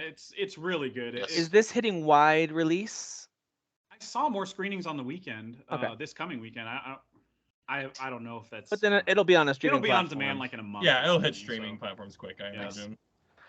Sweet. It's really good though. Listen, I know there's maybe a couple other games and movies to talk about. Can we do those at the very end with some quick hits? Because I want to get to our Backlog Hall of Shame. Yeah, let's do if it. we could. So the Backlog Hall of Shame, the idea here is everyone lists 3 games, and here's the commitment that you're making. You're not committing that you're going to play the entire game because you might be like, dude, I'll give you like one evening of this, and that's it. That's fine. But Jeff and I were kind of better on the idea of like, all right, maybe it's in that 10, maybe 15% range of the how long to beat average, like for the main story. So whatever the game is, let's say you have a 10-hour game, can you give it at least an hour and a half, maybe, just to see if that game is your thing? And if you're like, nope, I got other things I want to do, that's fair. You at least gave it a shot. So these 3 games, in my opinion, do what you want to do. I think they should be games you haven't done that with yet. Like if you've already put like 2.5, 3 hours in, or maybe you're halfway through and have just always wanted to circle back to it, you can list it if you want. That's fine. Mm-hmm. But I'm mostly focusing on stuff that I'm like, dude, this is something I've always meant to get to, and I might have fired it up for a second, but I never really played it. So that's how I'm choosing these. Those are like the 3 that I ended up picking too, were games that I fired up for like maybe the first level and then never touched it again. Yep. So for the sake of making sure that you guys have a chance to, I know that Jeff's got his. I think Kyle, we talked about it, you might have yours ready, but I scrambled and got mine ready during the podcast. So I will. I'll go first. That way, in case I say something, you're like, you know what? I want to switch and steal one of those because that's also on mine. Like you could do that if you need to. I just thought of you beat Sleeping Dogs and I didn't even list that in my. I didn't beat that game yet. Yeah. Granted, I played like 6 hours of that game, but I just never beat it. So yeah, I wanted to put that in the notes too. Is that last time, just for a little refresher, Dan, we selected for you out of your choices. But last time we did 5 choices. This time it's only 3. Just keep it moving quicker. But Dan, last time we chose Mass Effect Andromeda, which you gave a good effort. You played it a good amount, and you were like eventually like, you know what? I'm good. I've played enough to see that it's not my favorite, and I might come back to it, which is fair. And I think Jeff came to a similar conclusion with his, which was BioShock, which was, I get it, and I see why everyone loves it. I'm just not in the mood to like see this all the way through. And then I put like 3 hours into it. Yeah. Kyle, I think you're in the same boat with you tried Plague Tale and Skyward Sword, didn't you? I tried to play both because I was like, oh, I don't like this, so I switched to the other one, and I was like, oh, I don't really like this either. So you just weren't feeling it, but that's the whole point. Is like, all right, let me finally just focus on one of these games that I've always avoided, and maybe you'll confirm, like you guys kind of did, like, yeah, I can see why maybe I never really dove into it because I was always a little hesitant, or maybe it's the classic case of I'm just not in the mood for this genre. Right. That happens too. Yeah. I happened to get Sleeping Dogs, which fortunately is one of the better kind of GTA type clones. It's more of a Mafia clone, honestly, but anyway, it's one of the better versions of that, and it's awesome, and the story was great. Yeah. And I think I spent about 15 hours total with it and loved it, and it was a fun little start of the summer game for me. So I was glad to finally play through that. And then Derek, I don't know if you ever dove into Metal Gear Solid or Ocarina of Time this summer. Did you ever? I did Metal Gear Solid, but it was terrible on PC. I need some monitor. I've heard that port's awful. Yeah. Got it. So I bought it that night, and then I tried it, and I was like, no. Yeah, but you need actually, a better version. I want to do Bayonetta, which is funny because I just made a post today asking people to vote for what I want next. Yeah. And I said whatever loses is what I'm going to play. I saw that. And, which means nobody voted for Stranger of Paradise and Thymesia, so it looks like Stranger of Paradise is winning. But I forgot to put Bayonetta on there. And okay. So I want maybe we pick for you between a couple of those. Yeah, I know what to pick out of those two for sure. Yeah, so do I. All right, so here's mine, and you guys can select for me. Here's my 3 that I narrowed it down to. One of them is from last time's list, and I just wanted to include it again because it's still there. Something. These are games that I'm willing to dive into, that I'm excited to play, to finally try. Batman Arkham Origins, still on my backlog. Still haven't really tried that game at all. I wouldn't say Batman Arkham Knight. I've played too much of that. I will eventually go back to it, but that's not really a backlog game. That's more of a unfinished game. So Batman Arkham Origins, Metro 2033, however you say it. The recent one? I've never really played any of those. The newest one, or is that Metro Exodus is the most recent one. Redux. Yeah. So I've never. Exodus is the latest one. The first one. So I've never. Oh, played you want to any of start from them. the beginning? Cool. They gave all 3 of them away on Epic Games, and so I have them in my PC catalog. Here's the redo version, the Redux version. So I've got them, and so that's my second one. And then the third one, this is for my buddy Kyle, is to kick off finally the Yakuza series with Yakuza 0. I've heard is the place to start. Okay. Yeah. So that's my third option. So it's Those Batman are Arkham. kind of long, right? They are a little longer. Yeah, Yeah. those are long. Yeah. Batman Arkham Origins, Metro 2033, or however you say it. I gotta learn how to say it. Yakuza Yakuza. 0. That's how Yakuza. the Japanese say it, so I don't know. It doesn't matter. Okay. I mean, if they say it that way, it probably. And that is the right one to start with. Yes, the idea was the first Yakuza game. That's what I was trying to put down here. I know After Zero didn't come out until like later, but I think that's Yeah. like yeah, that is a wise, prequel, that's- right? Most people are gonna say that. I have a weird thing about like if it's a prequel but it came out after the first one, I always play the first one. So are you saying first. I should start with Kiwami? Because 1,000%, yeah, and it's shorter. Yakuza, Kiwami? Yeah. Okay. Yeah, absolutely. I think that there's things that happen in Zero, like that when episode 1 where they meet C-3PO and he goes, "You'll never see me on one of those Star Cruisers or whatever." If you've never seen episode 4, 5, and 6, that's not funny. That's not even a joke to you. Doesn't You're make just sense. like, Okay. okay. So that's what prequels are. Like they are things that call forward to stuff. Or like that you Samuel know, L. Jackson you know? in Miss Marvel, a lot of his little jokes are because you know him from the future movies. Not a lot, but there's a couple call forwards, I There's guess. a few Yeah, eye jokes where you're like, oh, he's Yeah, gonna there's a design few this eye scene or jokes, whatever, yeah. absolutely, and it's Yeah, just okay. like I have a big stick up my butt about. All right, the so prequels. Kyle, It's like, I would 100% trust you on this one because I haven't dove into the series outside of playing Like a Dragon for about maybe 6 hours last Mhm. year. Outside of that, which I just experienced as a standalone experience for a little while. Zany goofy geek. Yeah. Where should I start? It sounds like the first Kiwami game, which was I think the remake of the original, right? Yeah, I think the internet would disagree with me, but I would say All right, so. then Yeah. that's one of my options. I trust you. Alright. So, Batman Arkham Origins, Metro 2033, or Kiwami. So, what do you guys think, Dan? Which one would you say that I should play? I think it would be fun for you to do Yakuza, because Okay. then you Kyle can discuss that in future. Kyle, is that your pick too? I'm guessing.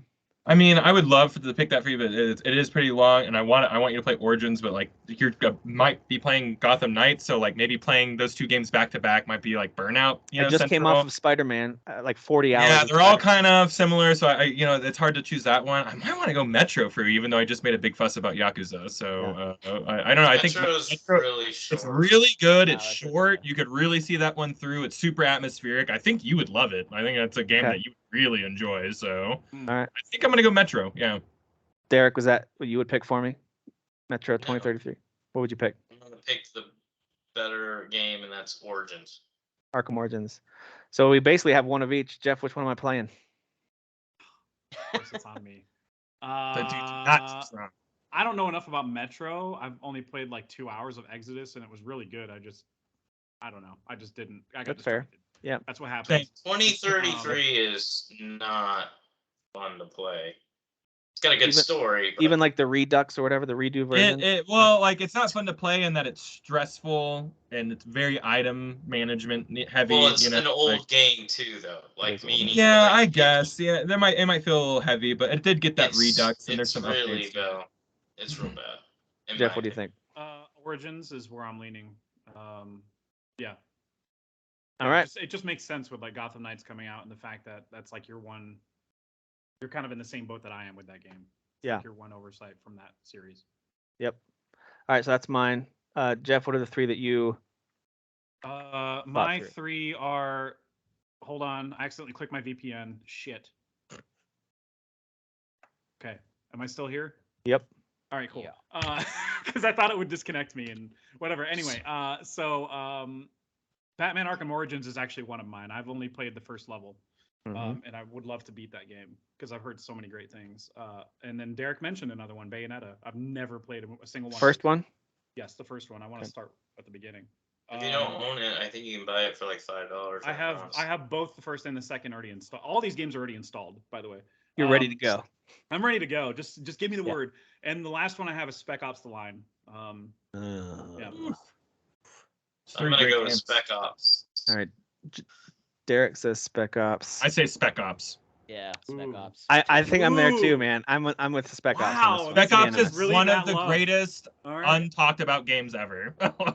also That is gonna- short. It's also It's short. so Yeah, it's a short. shooter, so And it's that like 10, story- 10 hours. Yeah. That That is story gonna is hit you in the gut. Oh, that story! I Jeff, mean, just- there are things that happen instantly in that story where you're like, "Oh boy, I'm here! I'm all the way here for this game." You know, I so. can't Just so wait. you're aware, though, I mean, it's not a brand new game, so some of the gameplay moments, like, all right, that's from Oh, like I 10 know, years I know ago. how old Yeah. it is, and that's okay. Yeah. Well, So, I mean, I- even when it came out, But it's not bad. It still plays pretty well. It Fine. didn't play that great. So See, I just agree with Derek not again. playing I that played this game great. recently, and it plays pretty well I for think an it plays Okay. decent. It plays Yeah. decent. Okay. Okay. All right, That's Derek. fair. So it sounded like for you, you're looking at either Bayonetta, Dimesia, or what was the other one? No, Chaos. we're gonna scratch Dimesia. Okay. So I actually, and this wasn't just because Tim mentioned it. I wanted to because I want to beat Yakuza 6. I've only played and beat Yakuza 3, so I'd like to get into the Yakuza series. I want to just do 6 though, meaning I'm okay watching a YouTube video and moving on with my life.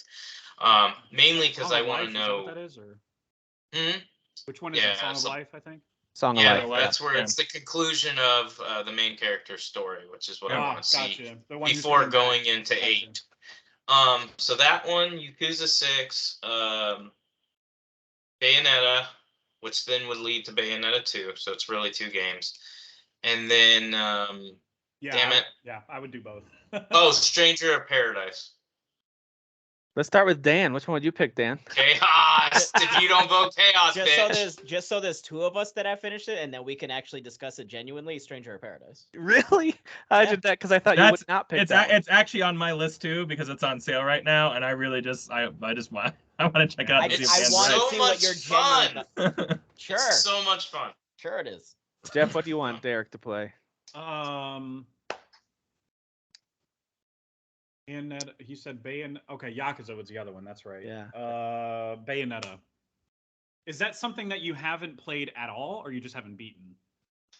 I have played the intro. When I say the intro, when she's falling from the on a clock. sky, Yeah, which is falling on a okay. clock. Yes. Yeah. probably like 3 different times, and then was like, no. I just heard really No. great things about. Yeah, I'd be curious No. to hear your thoughts on that when you play further. Yeah, I'm on the Bayonetta But- train. Yeah, I'm on Bayonetta as well. Yeah. All right, so Bayonetta wins, Derek's jumping into some Bayonetta. which will actually, probably be a nice change from what I've been playing. So. that'll be All right, Dan, what are your I 3? will say that. Sorry. Once I beat Spec Ops, I think I will transition over to a woman. No, sorry, that's not what I was going to say. I will transition kinda. over What now? to Bayonetta probably. So I do want to play all 3 of the games I listed. When I finish this game, I'm going to transition to a female character. Like, oh, all right, dude. Sure. Bayonetta game, guys. Speak Talk a about little game. faster. Okay. Dan, Kyle, what are do- your 3? Kyle, do you actually mind going next? I Oh, might Kyle. want to. Yeah, if you need. Yeah, Kyle, what are your absolutely. 3? Yeah. So these 3, 2 of them I have installed and ready to go. The third one, which I mentioned a second ago, Stranger of Paradise, is on sale. I have no problem buying it. I doubt y'all are going to choose that for me, so it doesn't matter. The other 2 are Binary Domain. Y'all maybe don't know about this game, but it's made by the Yep, Yakuza developers. It's made by the Yakuza developers. It's a 3rd-person shooter, and it's just about.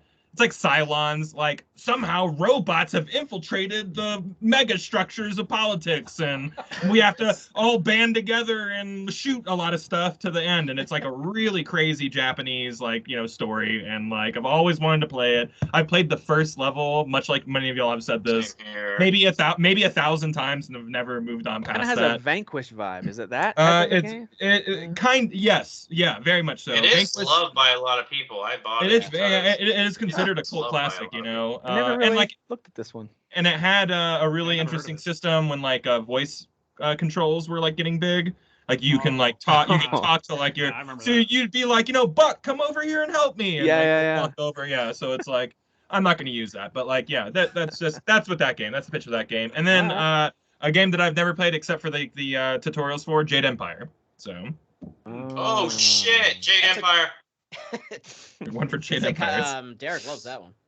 I'm gonna cast my Well, I vote. just beat it for like the 4th time this year. So yeah, Jade Empire. I'm gonna cast my vote for Binary Domain. It gets the edge over Jade Empire as much as I know that game's beloved, and I know you would probably love it, Kyle, knowing Yeah. what you enjoy. But I feel like that Binary gets the edge just because it's probably a shorter game. Yes. I'll Yeah. give that one the edge. Those are Jade Empire, by the way, is actually pretty short. I mean, you can make Okay. it long by doing It's a all the BioWare side game. Okay. quests. I Yeah, don't know no, anything about it this. is like It's short in it's one of BioWare. the BioWare games. so you for know? a BioWare game, it's a little shorter, is what you're saying. It's very short. I get like really Mass Effect is pretty short, you know, for an RPG. You know, like it's They all are. they make This- kind of those 20 to 30 hour experiences that Yeah. are nice and neat. You're right. I think this one, if I remember correctly, if you just mainline it, it's like 12 to 15 hours. It's I believe it. something short. I know it's. Jeff, what would you pick for Kyle to play between Strangers, Paradise? Just because of Kyle's explanation for putting in his list, I'm gonna go with Binary Domain. Sweet. Dan, do you confirm that as the pick, or do Like you he had want more passion for that one. I was so gonna just, say you know. Stranger of Paradise. I want somebody else to beat that. So You know what, Dan? I still may buy it because it's 30. It's like I think it's half off or something like All right. that. So. You know what? We'll I do a would- Chocobo. We'll do a Chocobo Central about it, and Derek can also join.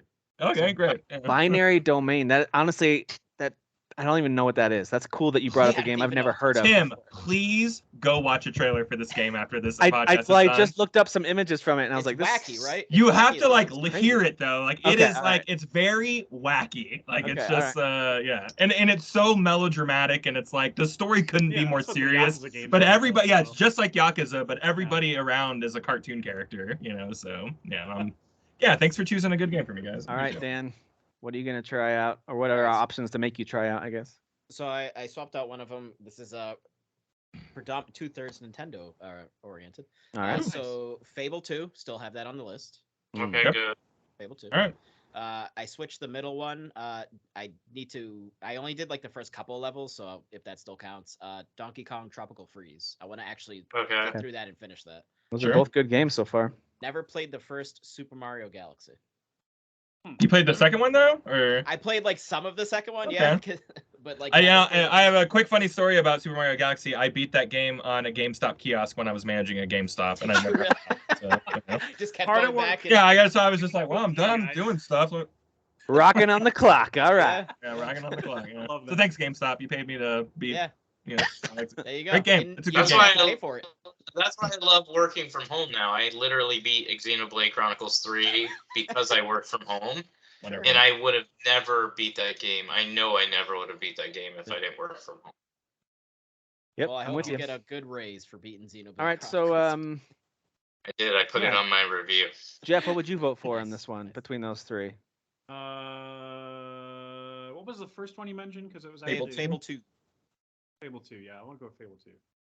Kyle, what would you pick? I think I'm gonna go Fable 2 as well. Yeah. Derek, what about you? I gotta go Fable 2 because he's a PlayStation pony. Yeah, Yeah. this Yeah. is like I mean, a I'm not, but quintessential sure. Xbox series, and we're getting that new one coming out soon. Like this is a series you need to Yeah. get through, right? You know, like All right, Dan, Yeah, that's I the one haven't you're played playing. it either. That's why I Tim, wanna what would hear- you have picked? I want to hear fresh thoughts about it. You know, I was kind of split. Remind me of what your second one was again. My mind's going blank. for a second. Donkey Kong Tropical Freeze. Yeah, I was split between those two, and but yeah, I'm gonna go Fable 2, and obviously, even if I didn't, doesn't matter. But I'll make it. I was Tropical- unanimous. actually expecting Tropical you guys Freeze- to vote for Mario Galaxy. Yeah, yeah. Okay, I mean, here's the Tropical thing. Freeze is like I think it's like considered one of the greatest side Right. scroller It's platformers of all fantastic. time. It's Yeah, really yeah. hard, but Dan's not afraid of a tough game, so I think No, he could have made it through it. It'll be But fun. I do think gamer. I love Mario Galaxy. I do think too, and I loved Mario 2 as well. They were some of my favorite Yeah, gaming yeah. experiences from that generation. They really were. All that said, I still think 2 is a better version of a lot of the same stuff from 1, and I think Yep. that makes some people upset. But I'm like, I just think it got more creative. It looked better. The music was like everything was just a little bit. I better. agree that 2 is better than 1. Yeah, Did I you agree. beat 2? Have you ever played 2, Dan? Fable 2? No, No, Mario Galaxy Galaxy. 2. Oh, no. I played. Okay, I you remember never playing a touched few the hours. Galaxy but I That's didn't- why I didn't pick it, because you played some of it. So I'm like, all right, let's give him Yeah. one of these other ones. And I think Fable 2 it's my personal favorite out of that series, and I think it's awesome. Fable. I think it's 4K on Xbox Series X. I think it and is. Series Yeah. Oh, it's- okay. yeah. Nice. All right. And So it- you're not gonna play like an old ass looking game. Like it's I gonna be dove back more- into it a couple years ago just to kind of like revisit it a bit, and I still think it plays great. So I That's like good the to hear. combat system in that game, because like I hope the you way enjoy you it. switch from magic to melee is and The then thing you, is, it's- then you it's get really XP easy. that's in that color of yeah, whatever you- thing you're using. exactly. Yeah, Yeah. you can't die Reminds in me the of game, this you know, great but like there are game, still stakes in Greedfall. some ways that Yeah. they kind of Greedfall. offer. Well, then I'm not playing it though. No, Yeah. don't compare I'm it. telling you, Greedfall actually plays a lot like Fable. It's not Um, cartoon. I and actually stuff like do agree with that. that. The Yeah, gameplay there's a lot is of like the Fable. combat is like Well, that. Yeah. Fable and Gears were the two that I always like. I want to play those eventually when I have an Xbox, and well, I Absolutely finished the play Gears Here we go. Fable 2. I think Anniversary Edition's my favorite. I think there's nothing better than that first one that has like the all fantasy, but like the setting for 2 is really interesting. It's like Yeah. Industrial Revolution, right? Like Okay. everyone. And the On the gameplay precipice really of, like, opens up in the second one. It does, yeah, big time, yeah. I So would there you go. love for them to re-release. Well, they did technically the first one, but I'd love for them to re-release like all 3 of them and like Collection. modernize them a little bit, Yeah, not just make them pretty. I They've picked back already up the first one again recently, and it still plays pretty well and still looks pretty good, you know. So Especially since it's like a So- 2004 game. Yeah. So what Oh, makes the yeah. second one better than So- the third one? Because I think I've asked you guys that before, and you. well, and I like the third one, but the second one's I actually like my the least third favorite. one. But Third- people Third people one's tend good. Third one hits like this, in my opinion, a mode where it kind of tries to add these other gameplay elements, or I guess like not really modes, but you do a little more of like It adds a Batmobile management. and it makes you drive it like. it adds a off the game. Batmobile. Yeah, no, it adds some element of like managing a kingdom, kind of. If I remember correctly. See, that sounds fantastic. I just remember not You would liking that. probably As, like it back then. People were like, "What the hell is this? Why are you I messing just with didn't my like that as much, Fable?" and I also didn't. Okay. I just felt like 2 was a more contained story, and 3 just felt like it. Something about it, I wasn't as invested. I don't know why. Okay. I So think pretty- that's the common like that's the majority opinion. I would Yeah, say that 2 people had a- really like 2 to had a good three. story. Three's a disappointment. You know, I'm a big cheerleader for 3 for whatever. 3 has a reason. great opening, by the way. So anyway, It does have a good The opening. kingdom Yeah, building thing sounds interesting, though. I like it's not 3. it's not as involved as you might think it is, Dan. Well, you just Yeah, like it's pumping pretty money simple. into At the businesses very and end, kinda- like the last act of the game, like you're asked to like make some decisions, and like Okay. those decisions directly impact your ending. So it's not like Yakuza where you're no, like actually. you're not. like, You don't go buying into like a things. city view mode or anything like that. It's just But and just like all the Fable games, you can buy property and like Yeah. and like Oh, create okay. revenue and stuff like that. Like that's a thing. But like the kingdom stuff, like I think it was a little too half baked for a lot of people. But Sure, like sure. for Okay. me, like it just I kind of like the stakes of your decisions because Yeah, like you that's like. fair.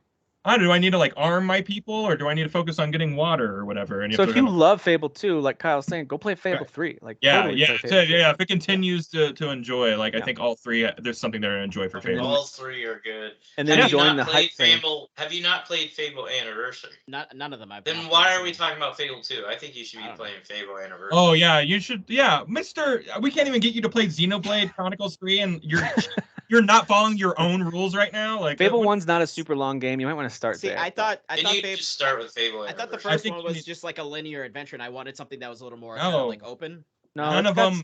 None of them are really open, to be honest. It's They're got a kinda lot. like- They all have choices to make, morality, scale. They all have that going on. and they're all on the same scale of like world travel. I would say, like you have these like That's hub fair. areas that you kind of like Okay. navigate through. No, the first one's good, and it also has a pretty good story of kind of a Anniversary's rise awesome. from Well, a we rise already from picked two, nothing. so that's what I'm doing. All right. Well, Yeah, Dan, break Fable rule. 2, It's your rule that you have to break. You know, you I- made it for yourself. I so. feel like you should do Fable I'm Anniversary. gonna remember Dan's this doing forever. Fable. Also, just FYI. Kyle will remember this. Yeah, I will remember this. Dan's literally doing I mean, Fable- that's like me saying I want you guys to vote for Bayonetta 2, and y'all are like, "Did you play Bayonetta?" No. I wouldn't Yeah. do it. I wouldn't have a problem with that though. Same thing if you want Yakuza 6. So I don't know. Yeah, but that's only because there's like 27 games before it. I was like, That's eh. fair. I also say that because I At 20 to genuinely 40 want hours to per finish the game. first two Xenoblade Chronicles first, just because I just want to finish those first. So Yeah, they're good games. All right. I will So- say this. I'm sorry. I just want to say this real quick. Yeah. I did beat Xenoblade Chronicles 3. I did start Xenoblade Chronicles on the The Switch. definitive edition. Yeah. Holy shit, now I know why I was able to beat 3 and why I got lost on the first one. This is a better version than Wii. It's just like, I don't know. 3 tells you where to go. 3 is Yeah. way more informative. The first one is not. It's just The like, second one has oh, the same guess struggles where as the you are first one. supposed to go. Like very. I describe it as a little obtuse. It's not extremely It's obtuse, very like obtuse, some yeah. games, but it's definitely got that obtuse approach where it's like figure it out. So there's a lot of honed that. it in. All right, so Dan playing Fable, maybe 2. We'll see what kind of mood he's in. Probably Kyle, the first one. you should play the first one. We all vote for the first one. We should really play the first one. Play the first. Kyle's gonna play We voted for Binary the first. Domain. I'm curious about that one because that's just a I'm game out of- excited. I'm that's really a excited. game out about of that one. nowhere. That's great. Derek's gonna transition to a woman and play Bayonetta. Hell yeah, Um, witch. It's gonna get half naked and be a Jeff- witch. It's so hairy. Ugh. Jeff is going to play Spec Ops: The Line, and I'm going to play Batman: Arkham Origins. All right, report back as you get a chance to play. 4 wonderful games, by the way. Next time Tim comes on the podcast, he'll be like, "Welcome to episode 134." Swear to me. Swear to me. Swear to me. All right, guys, there's just been so many headlines, and we are not, thankfully, going to go through all of the presentations. There was a couple of showcases this week, and that's why I'm really glad that... What? I said, praise Jesus. Well, we did some reactions this week, so I highly encourage you to go check those out. We're going to highlight just like the big things, and maybe just if you guys want, like, hey, what stood out to you? Maybe I'll just, instead of me reading through what they are, I'll just say what stood out to you, so you get a chance to call something out, or a couple things out if you want to. But we did some reactions. So we have a Nintendo Direct reaction on our YouTube channel. We have one for State of Play. We didn't do one for the ID at Xbox, and I'm glad we didn't, because that was not the most thrilling presentation style. It was maybe my least favorite presentation ever. Maybe ever. Yeah. Which one? Yeah. It was, so I'm not an average like Twitch Wow. stream watcher where someone just is kind of chit chatting and like shooting the breeze and just chatting with their chat. Yeah, people. maybe you're right. Maybe that's not for us. Maybe So that's it's just not my thing. So I just immediately was like, this doesn't feel like I'm supposed to be watching this. Like there was something about it that was off. But anyway, okay. So let's talk about some of these headlines, and then when we get to the showcases, I'll just say, hey, anything stand out to you, guys? Goldeneye is making a return. Not only is it coming to the Switch in the form of the Nintendo Switch Online service for N64, if you're a subscriber, so you can play it that way. But it's also going to have a remaster coming to the Xbox consoles. so are these 2 different things? Because then they're they 2 different things. So the Switch thing has online multiplayer though. Yes.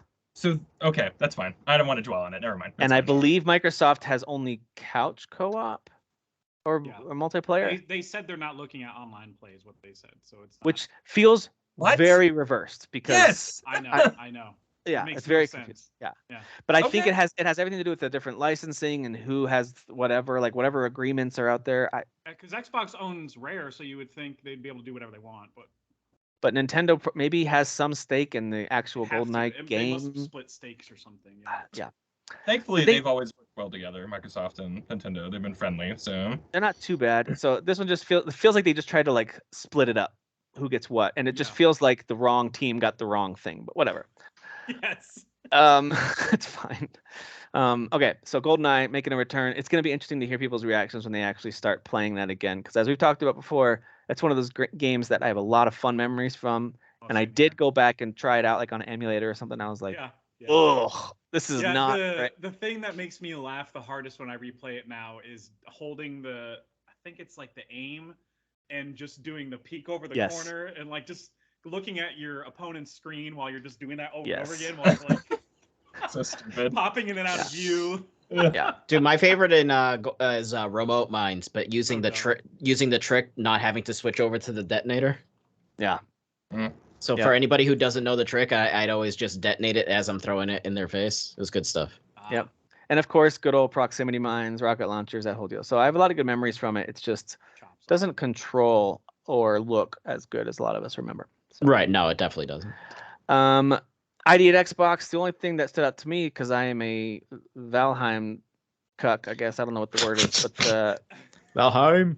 I just love that game. That is truly coming to PC for Game Pass, actually going to release. And that's actually happening this month. So in a couple of weeks, it'll be on kind of the game preview on Game Pass for PC. Still planning to put it out on consoles, they said, next year. And so I still think that's in the thing that struck me as interesting during this. Well, first off, Moonscar's got a release date and it's coming out this month. That game looks great, Castlevania-esque. Demo was fun, so I'll get that. The Song of Iron already got a sequel, even though that game was like really underwhelming. It was very It disappointing. was a side-scrolling Viking game kind of thing, and the action just wasn't very fluid. But they're doing a second one, and I'm like, oh, okay. I mean, it looks good visually, but if it's gonna play the same, then that's a big old pass. It's just really interesting. Agreed. So, but yeah, feel free to go check out those highlights if you're interested in a lot of the indie games. A lot of them are stuff we've already known about, so there wasn't really any reveals or anything worth diving into here. Xbox had a TGS showcase, and I actually did not watch this one. Me neither. But did anything stand out to you guys from this one? There was just a lot of stuff announced for Game Pass that wasn't there yet. Yeah. Ni no Kuni, I think, is the biggest one that they haven't put on there yet. And then Assassin's Creed Odyssey is pretty big. What's the Fuga? Hey Dan, we got some white noise coming out of your side. Weird. Weirdo. That's There, weird. it's off now. Oh, it's back on. Oh, that's weird. I don't know where that's coming from then, because nothing changed. What's that game, that series called? Where It's off now. Fuga or something? Yeah, Melodies of Steel. Whatever. Well, yeah, that's never been on there. So I mean, I don't know. There's just a lot of Japanese franchises that had never been on Xbox before. That's the only thing really. There were no new games. Okay. Nothing really that interesting. By the way, except I for downloaded Wolong, Fuga Melodies of Steel, the first one. I know they announced the sequel. So I downloaded the first one on Game Pass, fired it up, and it gets super like not like sexual furry stuff, but just furry characters all speaking so Gaston is very all like Japanese and anime like style, and I was just like, I can't do this. So I just uninstalled it. I was like, I can't. Are you still hearing the thing? Yeah. I'm hearing it from Kyle now. I don't know what's going on. You guys passing a fan. Now I'm hearing that. You guys are passing a fan. Whatever. It's fine. It's not like bad enough to No, it's not to worry terrible. about. All right, I'm gonna keep things rolling. There was a Nintendo Direct, which if I could just say, and I said it in our reaction to that Dan and I did, I thought it was a really fun Nintendo Direct. I enjoyed a lot of the stuff they had in there. It just kind of confirms that regardless of whether or not Nintendo does everything I want them to do every time and has something on the calendar that's for Tim specifically, that doesn't really matter because they have so much content coming out still. Like they have this steady stream of content, and it's going to keep going all the way through, at least at this point, from as far as we know, at least through May. We have a pretty good idea of what's going to be dropping every month or so from Nintendo. So to me, the two biggest things were going to be, of course, Legend of Zelda reveal with Tears of the Kingdom being the title with the release date of May 12th. That's awesome. It's almost It's not getting delayed at all. It's just probably not. But as of right now, it's just over 6 years since the first one came out. So we have a little bit of space there.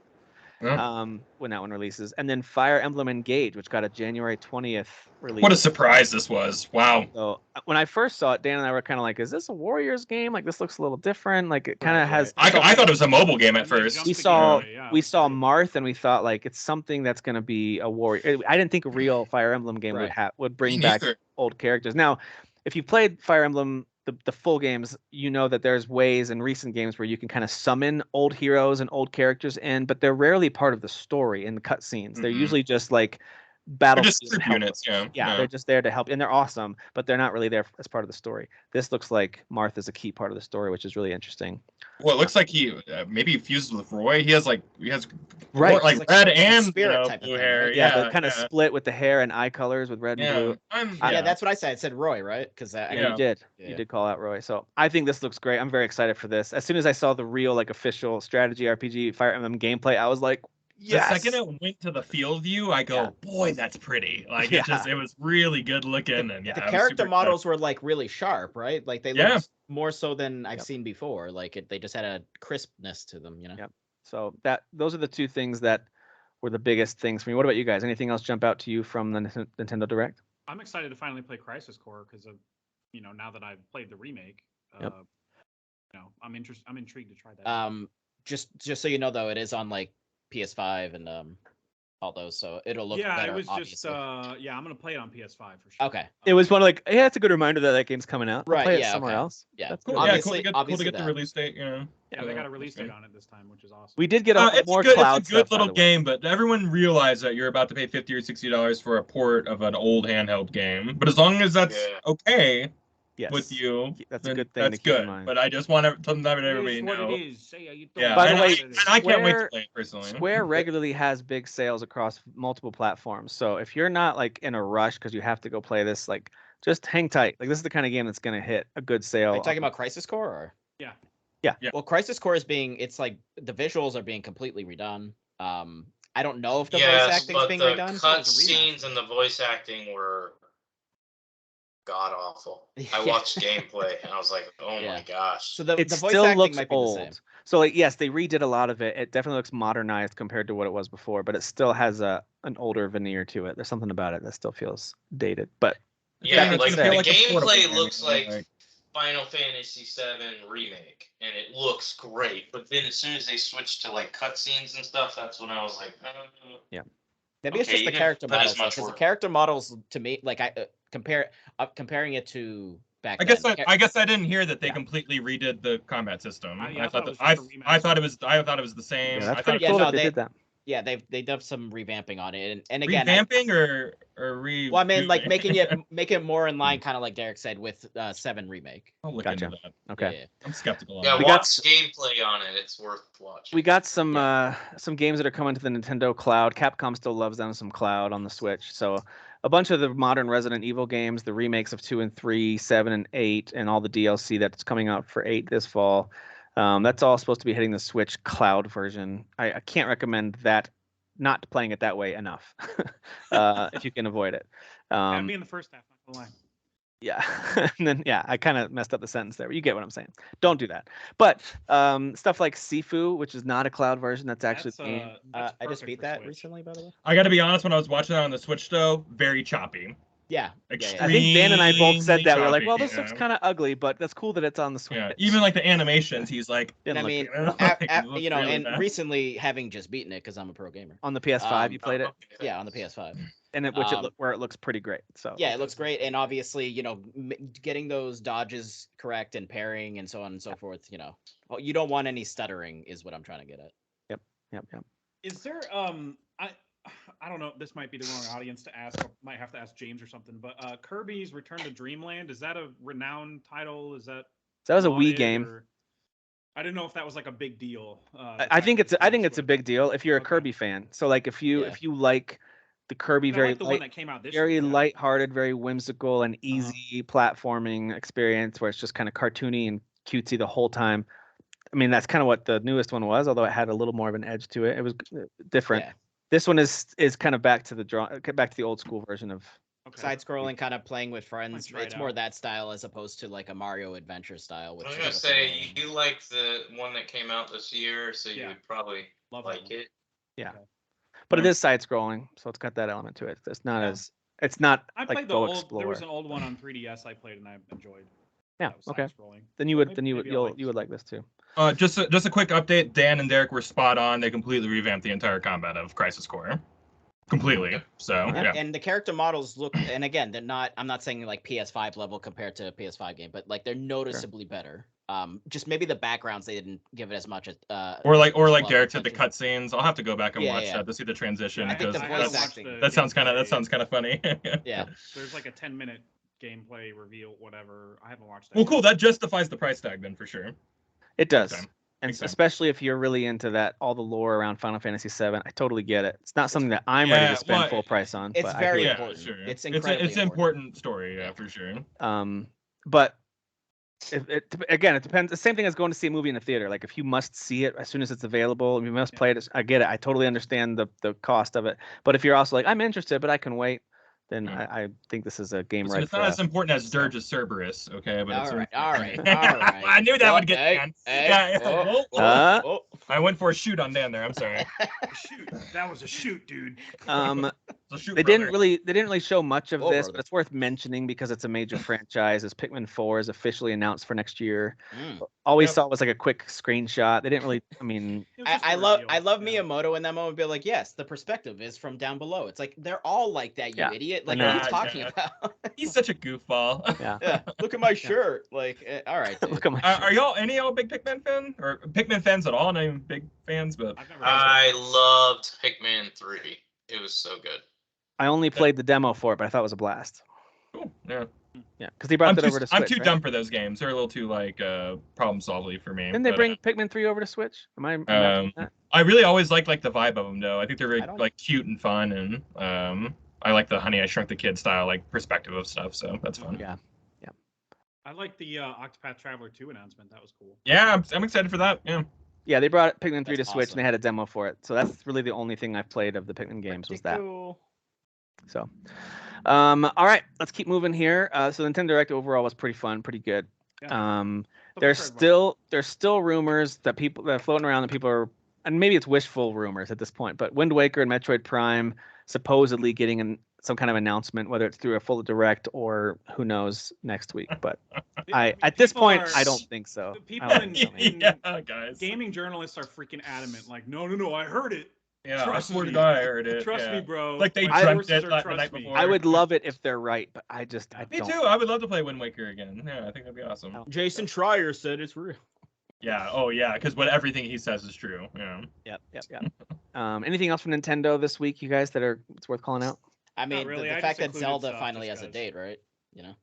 Yeah, we. Date's huge. That trailer was cool. It's been 6 years. We need to see more of this game, or it needs to come out. Like I'm tired of waiting for this one. I mean, it looks insane. Like It does. You I'm have the glad ground we and the know sky when now, it's coming out. That's what I was happy about. We do finally, yeah. That was a big reveal. Well, getting the name and getting the date was big. So not to minimize the announcement, but like, boy, am I'm I just excited. I'm antsy for that game. You know. Yeah. I'm excited to see it again, just so I can go into bigger PlayStation groups and hear about how Breath of the Wild is the most overrated game. I love that take. That's my favorite take. I just want to make sure. Breath of the Wild is so That's overrated. my favorite part about Nintendo talking about Zelda is you always have to hear, well, Breath of the Wild is the most overrated game ever. It's not really as good as people says it is. Horizon I will Zero Dawn also came out at the same applaud that. time. Remember, this game kind of came out, and or when it got announced originally, like the idea that we thought it was going to be like a reused assets type of, Right. a game similar to what we just played, and now it doesn't seem like that even. Dude, this looks and that like was so apparent in much the more. that looks like that was apparent in the last trailer too. Like this game is a different game now. So Like, much you know, more. it's- Yeah. So So much I'm excited for that. So I saw people. This has asking got to on- be the best the Switch can do, by the way, game wise. yeah. Like some of the Yeah. stuff they were showing, I was like, all right, this has to be the max, right? Like they have to Yeah. know this is as far as we can push this console, right? Because When they said one more announcement, I was like, if they announce a Switch 2, I'm gonna lose it on it. and the Dude. pre-orders open now. Yeah, The yeah. cartridge I'm has like to be like having a longer heart or attack fatter, and right? scrambling. Like, oh god, I don't want to do this I again. don't want to do this again. Yeah. I'm with Like, you. how does that tiny? I little was cartridge- really, really happy with Nintendo's show. I I was didn't, too, man. I didn't get to watch it when it first originally came on or anything, but when I went back and saw all the announcements and watched it, I was like, this is ridiculous. Yeah. How good this show was. Bayonetta This is 3, exactly I guess, since we talked about that. Bayonetta earlier, 3 and Mario plus Rabbids, and there's DLC for Mario Strikers and additional stuff for Nintendo Switch Sports. I mean, they just have content coming out supporting games that you already play. Finally, golf and Nintendo Switch. Golf Sports. getting Like, it added. Should've been I forgot there to at mention- launch, but okay. I forgot to mention Tales of Symphonia remastered. I Tales of completely Yeah. forgot about Symphonia that. remastered. It is the PS2 port, so don't get too excited. It's not the GameCube Sure, port, but I mean the fact that it's being remastered. It's one of the best in the series. Yes, yeah. exactly. All right. So Sony also had their show this week, their State of Play, and they even tweeted at each other because Nintendo had their announcement and Sony tweeted at them with like "Big day, huh?" Like it was like a cheesy thing. Ryan. So I thought that the State of Play ended up being a little backloaded. We also reacted to this one, so you can go see Kyle and Dan and I react to that, and you can see like if there was like a line graph showing our excitement levels. I think there was a couple little hills, little Like a heart spikes, rate but then monitor. at the end, like the last like announcement, and then like just a new trailer for God of War, like those things just kind of made us Yeah. all go like, ah! Like we were kind of loving it at the It end. crescendoed. And it was a brief but not rushed State of Play, I thought, and I like when that I like that. 20 Quality over minutes of quantity. it was 20 minutes of just nonstop game releases. But yeah. it didn't. I didn't feel like we did during the one we talked about recently, where it's a little too fast. I forget which one that was. That was too- Disney. the Disney one. Marvel, A little yeah. too quick. Mm. Anything jump out at you guys from the State of Play? I'll just throw out there course. that I Yeah, thought not the- this one. Not for me. Nah, probably not. Not the God of State War of looks Kyle. The terrible. State of Ragnarok Kyle. The was was- state of Kyle. So I thought the God of War. I thought the God of War Ragnarok trailer, and every Like time shit. they list the November 9th date too, I'm like, whew, good. Yeah, Uh, same. Yeah. But I thought that trailer just looked so good, and not just good. I knew it was going to be a good looking game, but so compelling. Like I already feel so drawn in now by these characters and the conflicts they're introducing, and who is that? And are they standing together? Nope, they're fighting each other. Like I'm already so intrigued and cannot wait because of the story they're going to tell in this game, and I'm I'm so very. excited for I the had Arrow chills, man. When I had so chills at excited. the end when. Just in case you Thor? didn't watch Yeah. it and you don't want to whatever, but there's a main whatever, it's Thor. So they show Thor and and Kratos throwing their axe and hammer Yeah. at each other, and they collide, and then they both grab them and then swing at each other, and it cuts. Like I think I watched that section so many times because I was like, Amazing. So good. Or like when Atreus is shooting the arrow up at the sky? solar Oh, eclipse. yeah. Right, Like, that's it that's changes the Ragnarok, world. baby. That's Ragnarok. And it That's just what he's rips he's, yeah. he's Ooh. initiating it. You know. Yeah, So yeah, it's yeah. happening. so much. It looks so great. Sun But That's the name of the man. game, Kyle. Yeah, Fenrir's right there. It's all there, Yeah, man. and I they know got, like, so much about They Norse got mythology. pet giant wolves. Watching that trailer, I was like, they're just doing the story of Ragnarok. Like, this is what they're doing. Yeah. Yeah, Like, yeah, it's so good. Cool. I love it. So what stood out to you guys, other than that, obviously? I mean, Rise of the Ronin, obviously, right? Yep. Holy crap. Like, Who's making Rise of the Ronin? We saw it, but I forget now. Yeah. um, Team Ninja, right? was it Team Ninja? Team Ninja, yeah, you're Oh, right. wow, Yeah. so they're doing Wolong and this? Yeah. God damn. They Because like I themselves some think samurai. the game One before from it, I was like, oh, I wonder if this is Team Ninja, and it wasn't. It was the next game that was Team Ninja. Yeah, right. So, Yeah, yeah. Stellar Blade was before that. That's the one that's like a futuristic kind of action Yeah. character That was action game. fun. Yeah. but Rise of the Awesome. Ronin did look great. Had a lot of Ghost of Tsushima vibes while being its it's- own thing. It takes place during my favorite era of like samurai, which it might sound like really dark, but like it's the fall of the samurai. It's like the Tokugawa like government is like now like in full effect, and they're putting in like no sword laws, no samurai laws, and it's just like times are changing, man. You know, and like everything that they knew about their lives was over, and so it's like where Rurouni Kenshin the anime takes place. You know, like that's all that time period. So Hell I'm yeah. very excited about a game taking place during that time period. Mhm. It's I'm maybe really. go ahead. Sorry, go ahead. Sorry, go ahead. No, go ahead. I was curious how Team Ninja is making all these games. Like, how Right. big is this studio now? Yeah. Yeah. Okay. Yeah, Think about how many games they've released in the last couple of years. I think Neo was a really big hit for them, man, and I think that they were able to expand out into more teams and stuff like that. I would double check the info on that, but that's what it feels like, is that they blew up after Neo came out. Yes. Because what did they do before Neo? Ninja Gaiden 3? Like that's just it wasn't they had a long sabbatical of not making And games. that one didn't turn Ninja out Gaiden well, 3 Ninja Gaiden 3 was awful. They were still doing Dead or Alive stuff, right? Yeah, that's back on true. that. Yeah, they're still They doing have that. I think that became a stuff, but- service game. You know, I think the last They were Dead or doing the Alive- Warriors games, right? Like Hyrule Warriors and Fire Emblem. That's Koei Tecmo. Yeah, that's I'm pretty different. sure they did Hyrule Warriors. I think they helped out on They probably one. helped out. Yeah, they may have like helped Yeah, out because they did Hyrule Warriors. Yeah, with, Nintendo tags in people all the time to help. They were co-developers on Hyrule. Didn't they Warriors. work on Infinity, Disney Infinity as well? If you have it pulled up, if not, I'm it's on going video. to Team I do Ninja have it right pulled now. up, just but I to don't- see I what think they I got. remember seeing that. Yeah, I yeah. I Which don't is- that's see it, pretty but funny. it could be. There's so much Dead or Alive entries in here. It's hilarious. And the volleyball ones. They did co-develop Fire Emblem Warriors as well, by the way. Yeah. Oh, Marvel Ultimate Alliance 3. It was Black Widow. it was I'm sorry, it was Ninja Theory. That was a fun collaborated game. with Disney Oh, Infinity. Ninja Theory. Ah, Okay. gotcha. Too many ninja developers. Okay, I was like, I Not don't enough see, Ninja I don't see the Ronin game. Oh, Ninja Theory. My bad. Yeah, but yeah, everything Kyle said. Rise of the Ronin looks effing amazing. Yeah, with that kind of Ghost of Tsushima, Yeah, everybody Flair. wants to do a good So thing that's now. what so I'm that's awesome. curious. Is Rise of the Ronin gonna be like Wolong, or is it gonna No. be more of a Ghost of I think Tsushima? I think It it's looks gonna more be- like a Yeah, stealth-driven more action game. Yeah, it looked like I hope. it looked like Yeah, a 'cause Ghost of Tsushima. Ghost of Tsushima, maybe even a little bit of the modern day Assassin's Creed. I know that makes people cringe. I think that's a great thing. But anyway, like there was a scene where you kind of climb up high and then jump Yep. and start gliding. That looked like pretty clearly gameplay. So there's something about the exploration open world element that reminded me more of Ghost of Tsushima than a Souls game. A lot of personally. tools at your disposal. He was Yeah. using grappling hooks and flaming swords and magic and stuff like that. Like there was a lot going on there. I'm wondering if it's just not like super crazy big, like kind of, which I think is a good balance. It might like, just be that town. No, I guess I it's don't know Team the scope. Ninja. It is Team Yeah. Ninja doing this. It's the studio Yeah, behind no. Neo. I was saying that Disney Infinity was Ninja Theory. My bad. I Got said it. that Team Okay. Ninja did it, and I was like, no, it's Ninja Theory. Oh, Yeah. okay, got it. But I like the idea of these open world because people complain, oh, there's just these massive. They keep getting bigger and bigger, and there's nothing in them. It's just emptiness. So they kind of maybe focus in a bit more, but have there be exploration. maybe Rise of Ronin will be what I was talking about earlier when I was talking about Wolong, where it's like, yes, I love these games and I want more of them, but can we please get more of I'm gonna say a Ghost of Tsushima type game.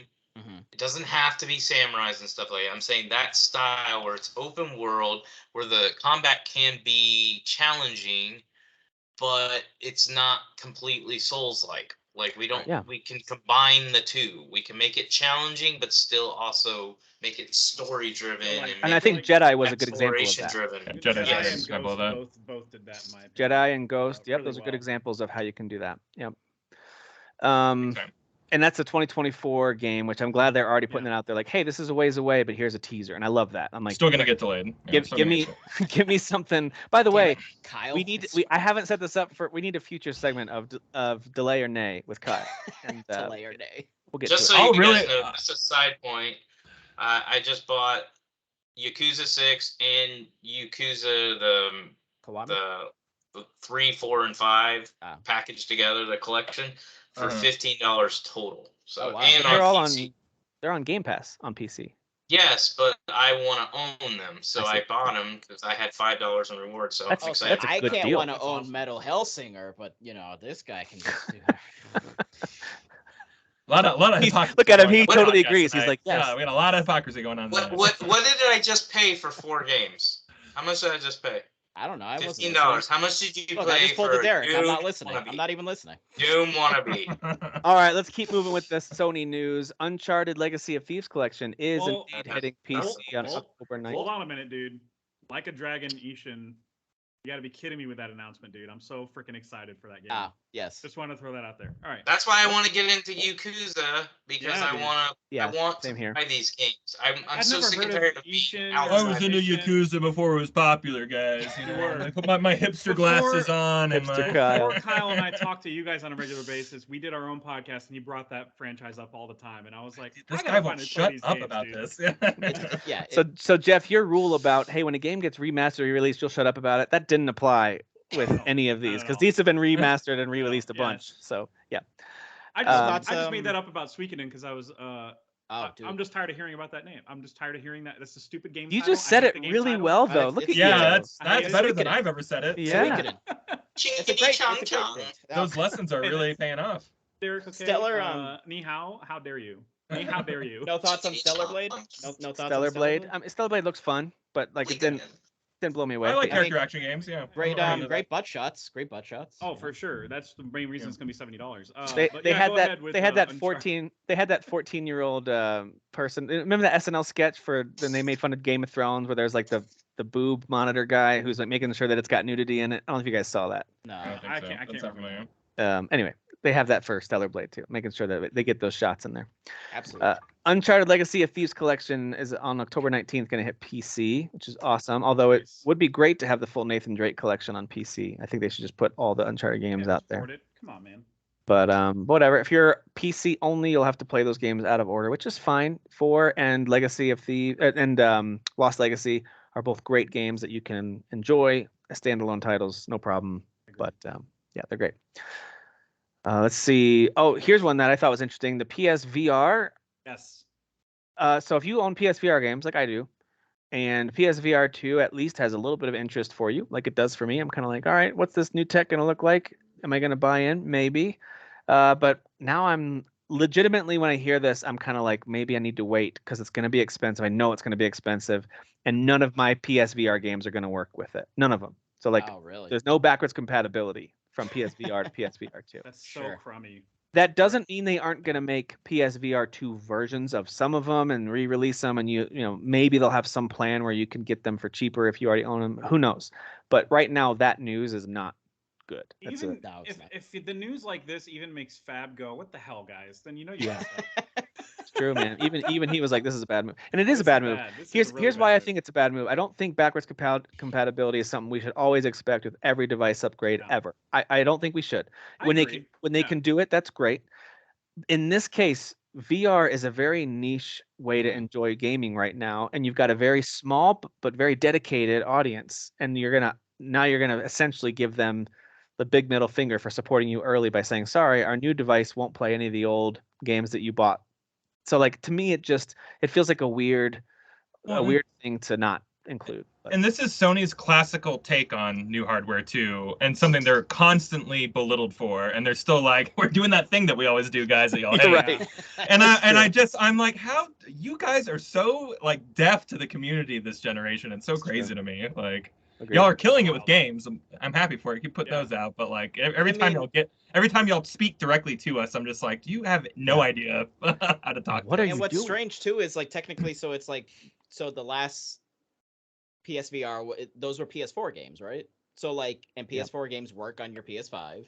Yep. So you would think the games would just load on the PS5 and then just have the hardware itself, I guess, just recognize. You'd think so, man. I mean, I know there's more to it than that, but like, Yeah, it's you like, think so? I don't know. I'm Maybe pretty it's sure too the blurry Quest on the screen or something because the I screen guess- good on I PSVR guess the too. real question is like, did the Quest do that? From the Quest to the Quest, what Quest 1 to the Quest 2? Could you, or the Oculus or Good whatever? question. I don't know. Yeah, I mean, Yeah.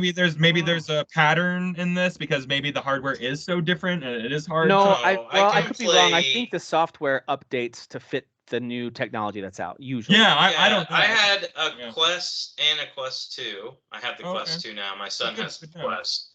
And I can play anything on the Quest 2. It was the Quest this 1 is- could not play Resident Evil 4 and certain games. Okay. So this is a good example of like Sony just being Sony. Yeah. You know? Sounds like it. Yeah. Sounds like it, which is a bummer. Sorry, Um, ponies. All right. Anything else there in the Access to Sony quality. section that you guys want to call out? Interesting to you? Bree? Oh, you know what? I thought this was Hollow kind of Knight? interesting because I think it's funny that they're making a Gran Turismo movie, which we talked about. Ah, The idea of them making a movie Based out on of a that true is funny. story. But David Harbour, Somehow this is based on a true story. This is crazy. Wait, what? David Harbour is Stop it. is set to star in it. It's going to be directed by Neil So Blomkamp. is it going to have black slaves? What? What? Wings? How is that What? related to It's anything? based on I a have- real story. Dude, I have no Is idea. that the only real story? What does that have to do with It's Gran Turismo? story. But Black Jeff, slaves and Jeff, black. read that girls. description that you found for this. This is hilarious Oh, to the me. story? Yeah.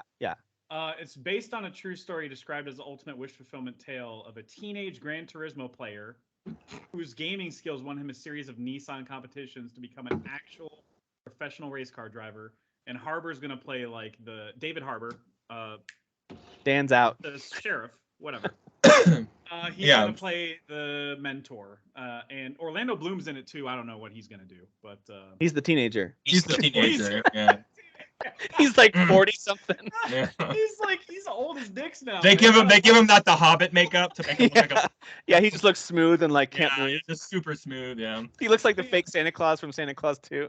He's just There's a pedigree involved in this movie that I'm wondering what Sony had over them. Did 'Cause Neil Dan actually leave Blomkamp- the show? He just walked Yeah, away. he just walked out. It's Yeah, stupid. okay. All right, So got like, 'cause I don't blame him. I don't blame him one bit. But Neil Blomkamp, who did District 9 and Elysium, is directing it. The Yeah. script is written by people that did American Sniper and King Richard. Like, Yeah. what kind of I don't know what kind of blackmail Sony has over these people that they're And making the actors that are attached are all really good. So it's like How they're about, how about, bringing in I talent. bet you it's going to be a heartwarming tale, and it's going to be good. You know, I don't It even just know. might be. Like Gran Turismo's only impact on this story is going to be that he played a game because there is no Grand Prix called Gran Turismo. Like that's not a thing that exists. So Right. it's like I don't understand how they're making a whole movie. Whatever, it doesn't matter. It's Sony. They're going to screw it up. It's fine. Yeah. Every time they try to franchise out with live action, it's terrible. They're the worst in at my like, opinion. at Sorry. movie management. They're the worst. I'm sorry. Go see Morbius. Yeah. Man, oh man, oh man. How about that Craven movie, right, guys? Right, everybody? Oh man. Craven. Craven the The Hunter. Craven movie. Craven the Played Hunter. by Aaron I Taylor. never Aaron watched it. I Johnson. never heard of it. Aaron Taylor Johnson's gonna It- play I- him. Is that Thor's gonna play Craven? How does that work? The greatest hunter to ever live, and he's just this like totally jacked stat guy, and you got little boy Aaron Taylor Johnson to He- play this role. He's not that little, right? He got kind of He's He- not he that. got- He's he not the worked Rock out. big either. So He was- He worked You're out right. a bit for Bullet Train. He was in Bullet Train with the yeah. mustache. He wasn't lit, but I see what you're saying. not Yeah, the Rock. What you mean? I know. But hey, listen, Zach, I'm blanking on his name from Shazam. He clearly has a little bit of extra Levi? muscle padded onto the suit Zach there. Braff? right? Oh, for sure. Yeah, but then he looks super like buff in that football movie he's in. Like, He is pretty buff Kurt- though. Like Kurt he Warner. Yeah, he looks really jacked in that movie. Yeah. I was just watching that the other day. Not a good movie. Don't watch that movie. got good reviews. Didn't strike me as a Which good movie. movie?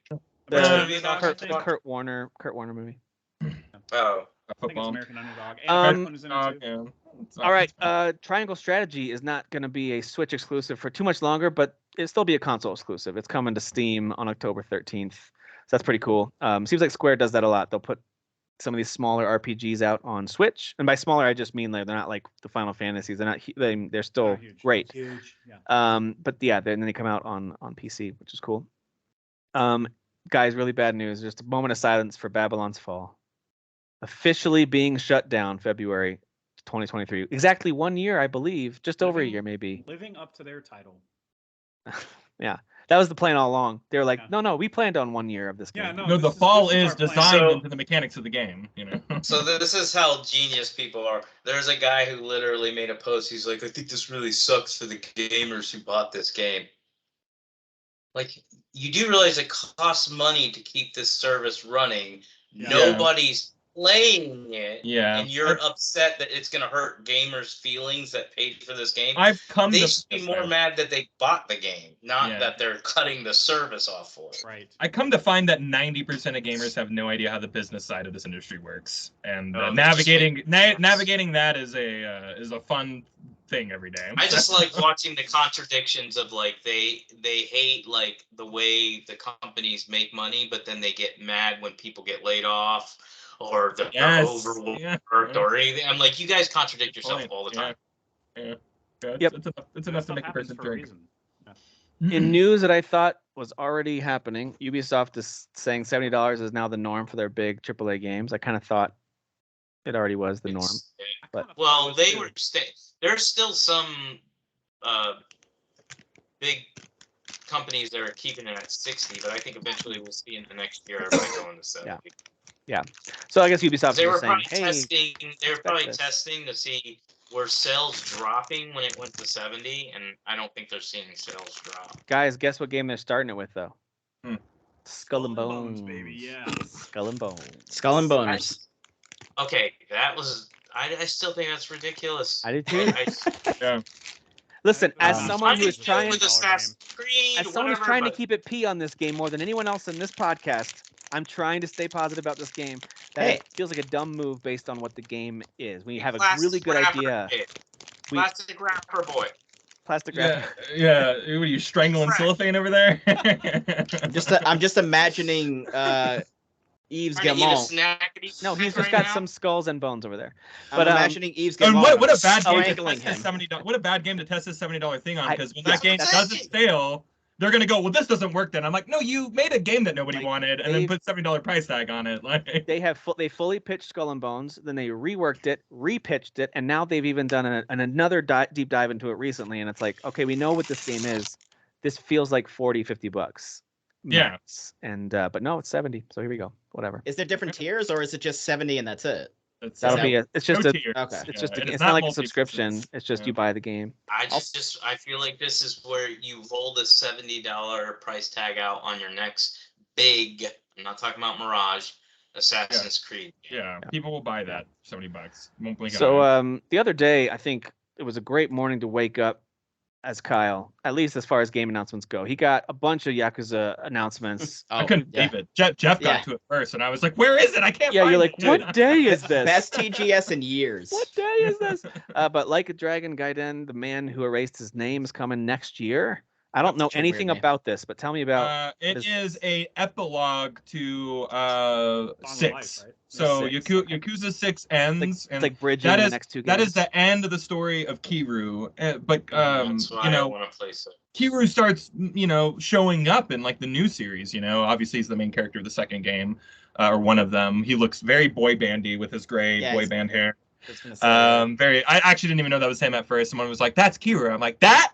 Oh yeah, his chin strap beard. Okay, sure."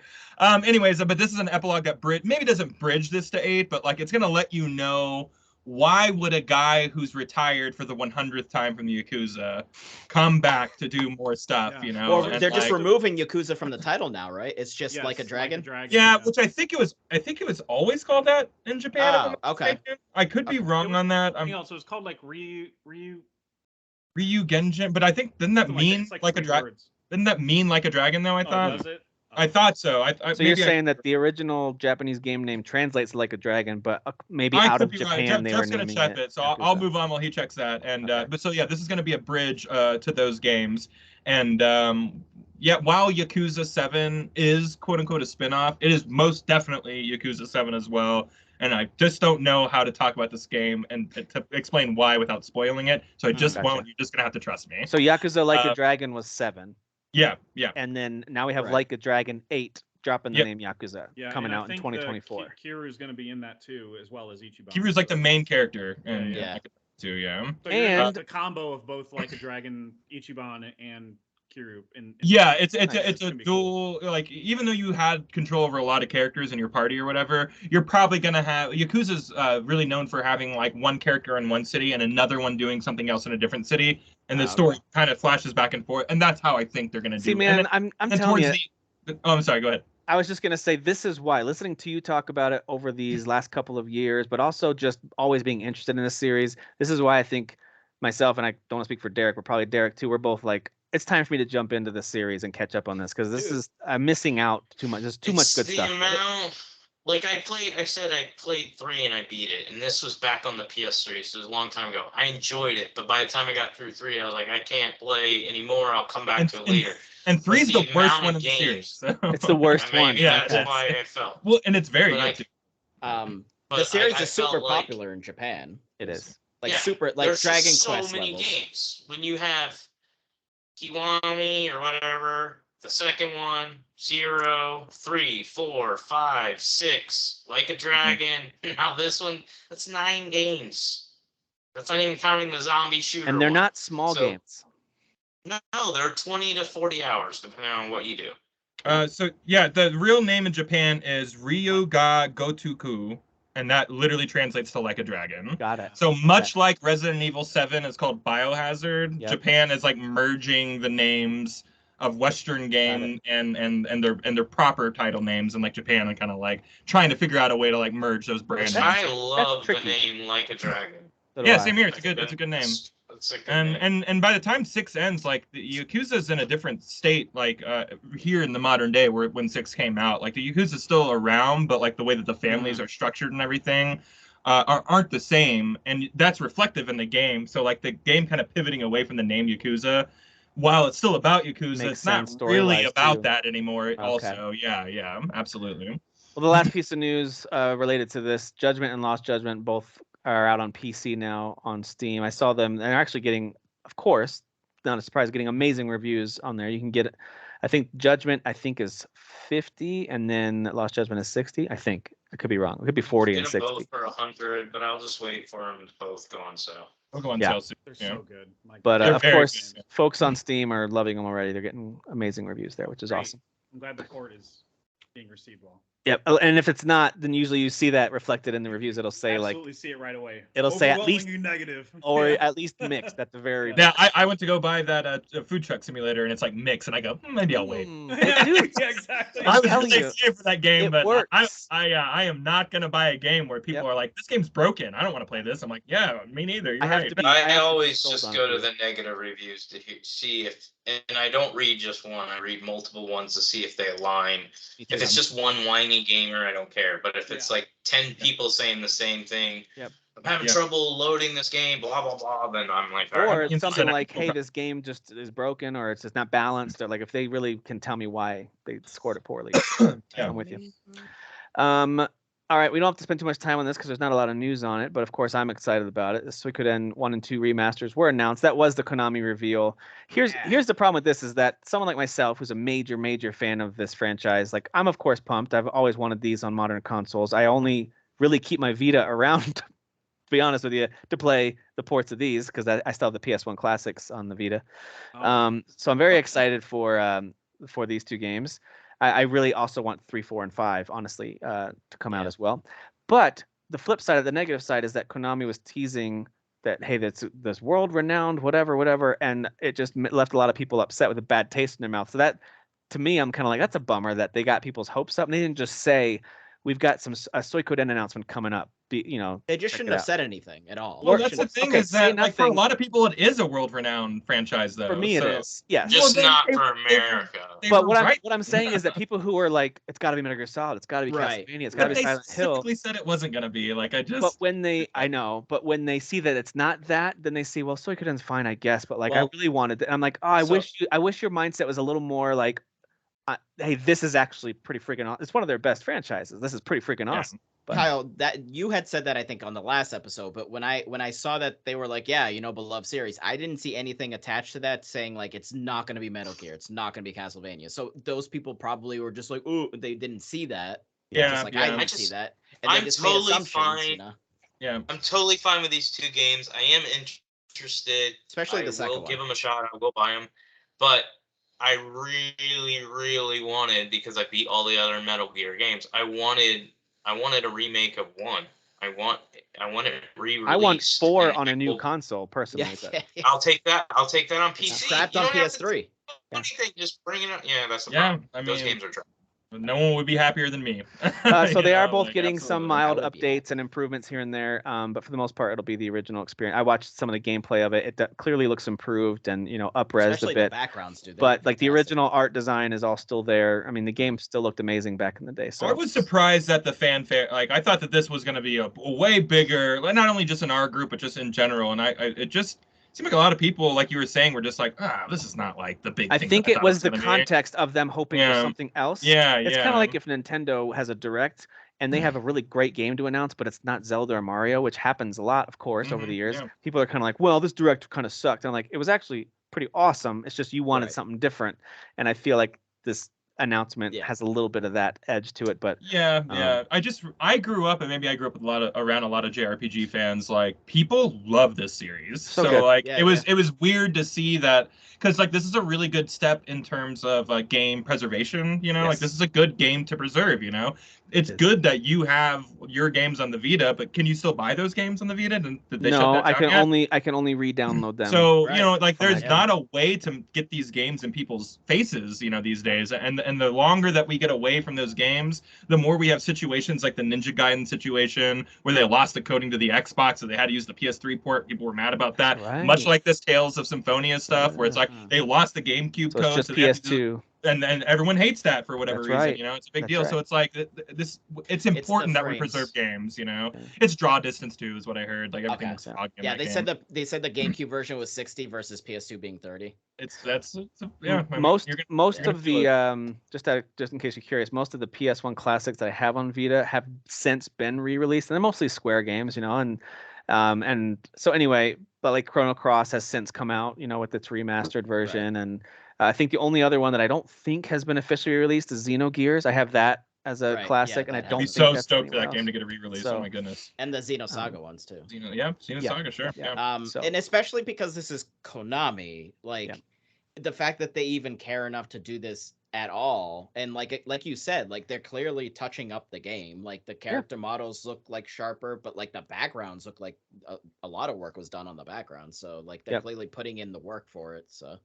It's one of those games too that I do my best to kind of pull back how much I want other people to love it. I really want other. Tim. You need to pull. I had the friends in my childhood that you should have had, Tim. Because I want people to love it. I want people to love it so much because I just think the characters are so good, and I do think it's better to play 1 than 2. 2's still great. You could play it and not know it, but there's certain characters that show up in 1. There's even some recruiting you can do in 2 that were in 1. Like there's just little elements, but it's not a lot, but it's enough that someone like Dan, for sure, who's talked about how he likes to play things in order, this is a good example of where you benefit from. Fable too.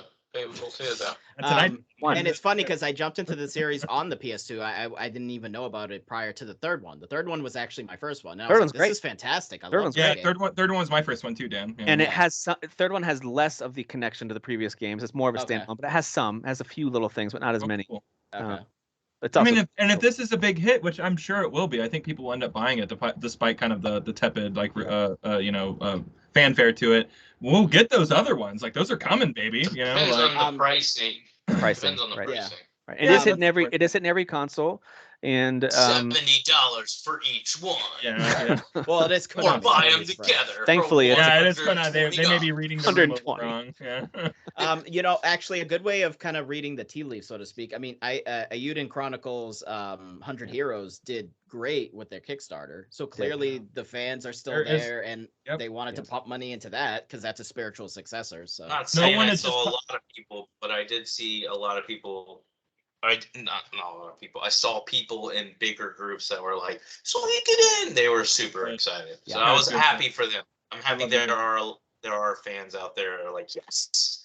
Yeah, there's very few people who have really played them and gotten into them that dislike them. There's not a lot of that. It's just not a very widely played game. People are aware of it because of annoying people like me, but they're That's the only reason I'm aware of it is because you talk about it. because of me. That's literally the only, like, I'd never heard of it before you were like. See, I never played the Suikoden games, but the PS2 ones all had cool cover art. They did. And I'm not just Yeah, they saying this because we're talking about this. I always wanted to buy them, and I never did. I always was like, I want to play that, I want to play that, I want to play that, and I never did. And then when we started doing a podcast and he started talking about Suikoden 1 and especially 2, I was like, and then I went back and I was like, oh, that's that JRPG I always wanted to play. So yeah, I'm the one that wants 3, 4, and 5 re-released too. Like I would like to own those games and get into those as well. I will say I know that turn-based can be an auto no or at least an auto not sure for a lot of folks. It's not for me. It's really not for me at all. But I will You guys say enjoy, have fun. that's fine. You are so will have fun. white. I will.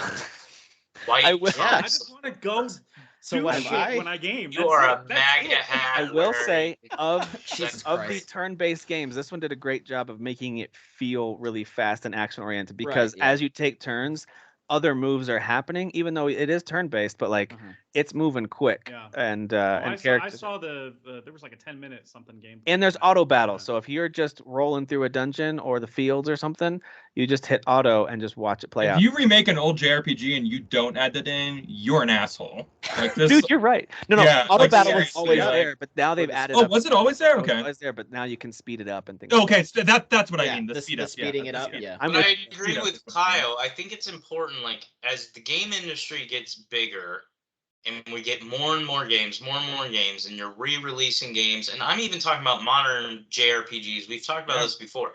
You have to start getting away from the way you made the older games Right. longer Yeah. and start modernizing them to make players want to invest in them.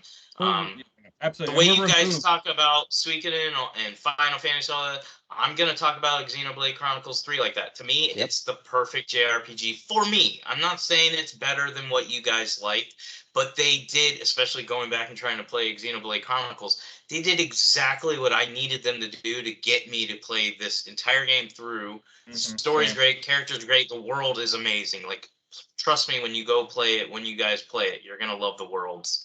But it was the fact that they made it bearable, and here's what I was most surprised by. It looks like it's going to be a boring game gameplay wise. It is not. You are constantly moving. You are constantly on your toes, watching all Well, it these looks health bars chaotic go as hell. up and down. Very It's chaotic, complete chaos. Sometimes I lose track. I'm like, who's my enemy? Where am I hitting? I don't know what I'm doing. But like, that's what I want to see in all, like, whether you're re-releasing a JRPG or you're gonna release a brand new IP JRPG. Like, please make them a Quality little of more life stuff. modern. Dude, Yeah. Exactly. So I can Xenoblade get Chronic- through these games. the Xenoblade is actually almost like a modern version of Suikoden because there's like how many characters on the screen, Tim? Three- Like, in your three. party? Well, there's Um, 6 in Suikoden, but yeah. Yeah, so like I mean, and how So many? do you yeah, have in Xenoblade? Xenoblade Chronicles 3, your party is 7. technically 8, but it's 2 of Oh, it them is are 8, yeah. clowns. Yes. Yeah. So there's like a Well, you little know- bit of similarity there. You know, it's just There's more a modern version. eight main characters, but 2 of them are clowns that you shut up, get out of here, you're squeaky little dolls. But there's 6 characters. and then- Banana. Yeah, That's 6 the same. characters. and a hero. Minions? It is. They're kind of like minions. Yeah, I hate them. I'm not a fan of them either. Yeah. So you've got 7 characters fighting Yeah. at the same time. Listen, while And you're also, fighting. you're Usually- recruiting dozens of heroes throughout it too. Right. Yeah. So like Well, there you're are. not done. I have only recruited like half the heroes. There's like Yeah. more to So recruit. Derek yeah. and Kyle, both of you, over the course of several weeks, have got me like I just did this today. I'm on the Nintendo eShop. I was just trying to get a demo to see what demos were out or something, and I'll sit there and hover over the Xenoblade Chronicles 3, like the deluxe edition that has the pass. It's like $90, and I'm just like sitting there looking at it, and I'm like, So I'm close. That means it's gonna happen. Why don't you just go with the regular one and just do 60? Now you feel like you're getting a deal. Yeah, I'd even like the new $30 off. Even the new DLC. Yeah, even the new DLC that we're about to get. It's like you're gonna get a new hero. It's like okay. Yeah, I need more than that. I will buy the expansion pass, but I need more than that. But I think they'll add an expansion like they did with the They second will. Yeah, that it'll be a golden giant 25-hour piece of content. They did the same thing with Definitive Edition too. Like it came with like a secondary story that was like 20 hours long. So the first Tim, game. you bought the second game, right? I own the first two. Yeah. Okay, I know you like the second one. I don't think you beat it. I didn't, but I loved that game. I had the same thing where I started to get lost and things were convoluted, and I came back to it. Never gonna happen in this game. Dude, I was only away from that game for like a week, maybe two, and I went back to it, and I was like, crap, I don't know what I'm doing or where. I wasn't making it up. It's hilarious that I've gone back to that game for 4 years now. I go back every 3 to 6 months because I'm like, I should beat it. And right after 3 released, I went and just was like, well, where am I at in 2? Can I get anywhere? And I found the area that I was lost in and found the key and was able to get past that. And I was like, should I play 2 to the end or go to 3? I made the right call. 3 is 10 times better than 2. I think 2 is a good game, but again, you play 3 and you realize 1 and 2, and 1's classic. 1 is considered a classic. Yeah. 1 and 2 are not on the level of 3 to me at all. It's just a better game. But yeah. All right, my point was modernize JRPGs, please. Last piece of news I wanted to say, which I think is funny, because and I'll put myself in this category. I also make fun of and whine about the Game Awards, not including all the games from that year, blah, blah, blah. But the Japanese Game Awards, the Japan Game Awards, they went ahead and named their best game of 2022 already as Elden Ring. They're like, it was the one we made. You guys have nothing else. They're like God of War. No one cares about Nordic. That is so funny because even one of their biggest companies, game making companies at least in Square, still has several games left to come out this year. But they're like, nah, they're not gonna be better. Over there, they call American crap like God of War. They're like, oh, that mac and cheese crap. Cheese. That barbecue and firework bull crap. Yeah, pass. Mac of War. Pass. So anyway, all right. It is time to start wrapping it up. I know we talked about Xenoblade Chronicles 3, which I mean, I love hearing about that game because I really do want to play that game. I played a little bit of the free Epic Store game that's out this week. Is The Captain? There's another one, Spirit of the North, where you're a fox. I haven't tried that. Captain now. Oh, yeah. You're fighting Tom Hanks in that game. Is that what you're saying? It is not that. Oh, well, then this is a game that if you played and enjoyed the old Sierra adventure games, i.e. Space Quest, The Captain is for you if you like those games. If you don't like that kind of point and click adventure, you got to figure out what item to get and that kind of. If you don't like that, don't play this. But it is very much that, and I do like that. It's a nice throwback. It's even kind of looks like a Space Quest game. So if you don't know what I'm talking about with Sierra game, don't worry about it. It's fine. So I've been playing that. Anything else that you guys have been watching or playing before we wrap things up, whether it's new or old or whatever? I beat Steelrising. I posted in the group so you guys know, but I just want to say, you didn't know? Okay. So I beat Steelrising. It took me 18 hours. I enjoyed it. It's got its flaws. I've talked about that last week. It's definitely flawed. It's not perfect. It is easily the easiest Souls game ever, and that's without even touching the assist mode. And that's not because you play a lot of games so you're just good at them. No, God, they have made this so freaking easy. Like, you can cheese every boss. The last boss, all I did is throw grenades at him, and he was just like, the whole time. He could not get close to me. Is that literally the animation? I wouldn't be surprised. So, I wouldn't be surprised. It's such an It is the folks who made game. Greedfall, I'm just saying. But really good game. Don't ask me about the story. That one I literally skipped all the cutscenes. Bunch of guys in wigs talking. Did not if care. I'm not mistaken, the story is the Steel Rises and Steel does rise. Steel rises, bro. Yeah. the Steel I will say, and I said it last I was week. molded by it. I was surprised how much I liked the protagonist, Aegis or whatever, Aegis. Yeah. I thought she was a cool character. I did like her voice acting. I liked her character in the game, that she was completely robotic, but also was capable, like her AI was capable of understanding what they were asking her to do, but she was still compliant with her role in all this. But it was a fun game. Like, it's a really fun game. It's not hard. So it's not one where people are like, I just can't do Souls games. I can't lose all this stuff. Yeah, in the beginning, the first hour, you're going to get your butt kicked because you just don't know how to play. As soon as you learn how to play, you're going to be like, dude, this is the easiest game ever. You'll start to figure it out. That they give you so many things for you to utilize to make the game easy for yourself. But just a good time overall. It's definitely a swimming in sevens, but for me, it's an 8. I liked it way more than Greedfall. I know they're different games, but it's the same developer. I enjoyed my time with it way more than Greedfall. Yeah. They really just need to find somebody who just knows how to make characters freaking move properly, and they're just gonna make robot games going forward. I guess just do that. Yeah, I guess just make every human being at the end of the game, their next game, Greedfall 2, at the end of the game, the big reveal will be like all the humans were really robots. You just didn't know. That's why they walk like this. Yeah. That makes sense. But they could also hire somebody who knows how to make a character actually and combat. I know. Maybe.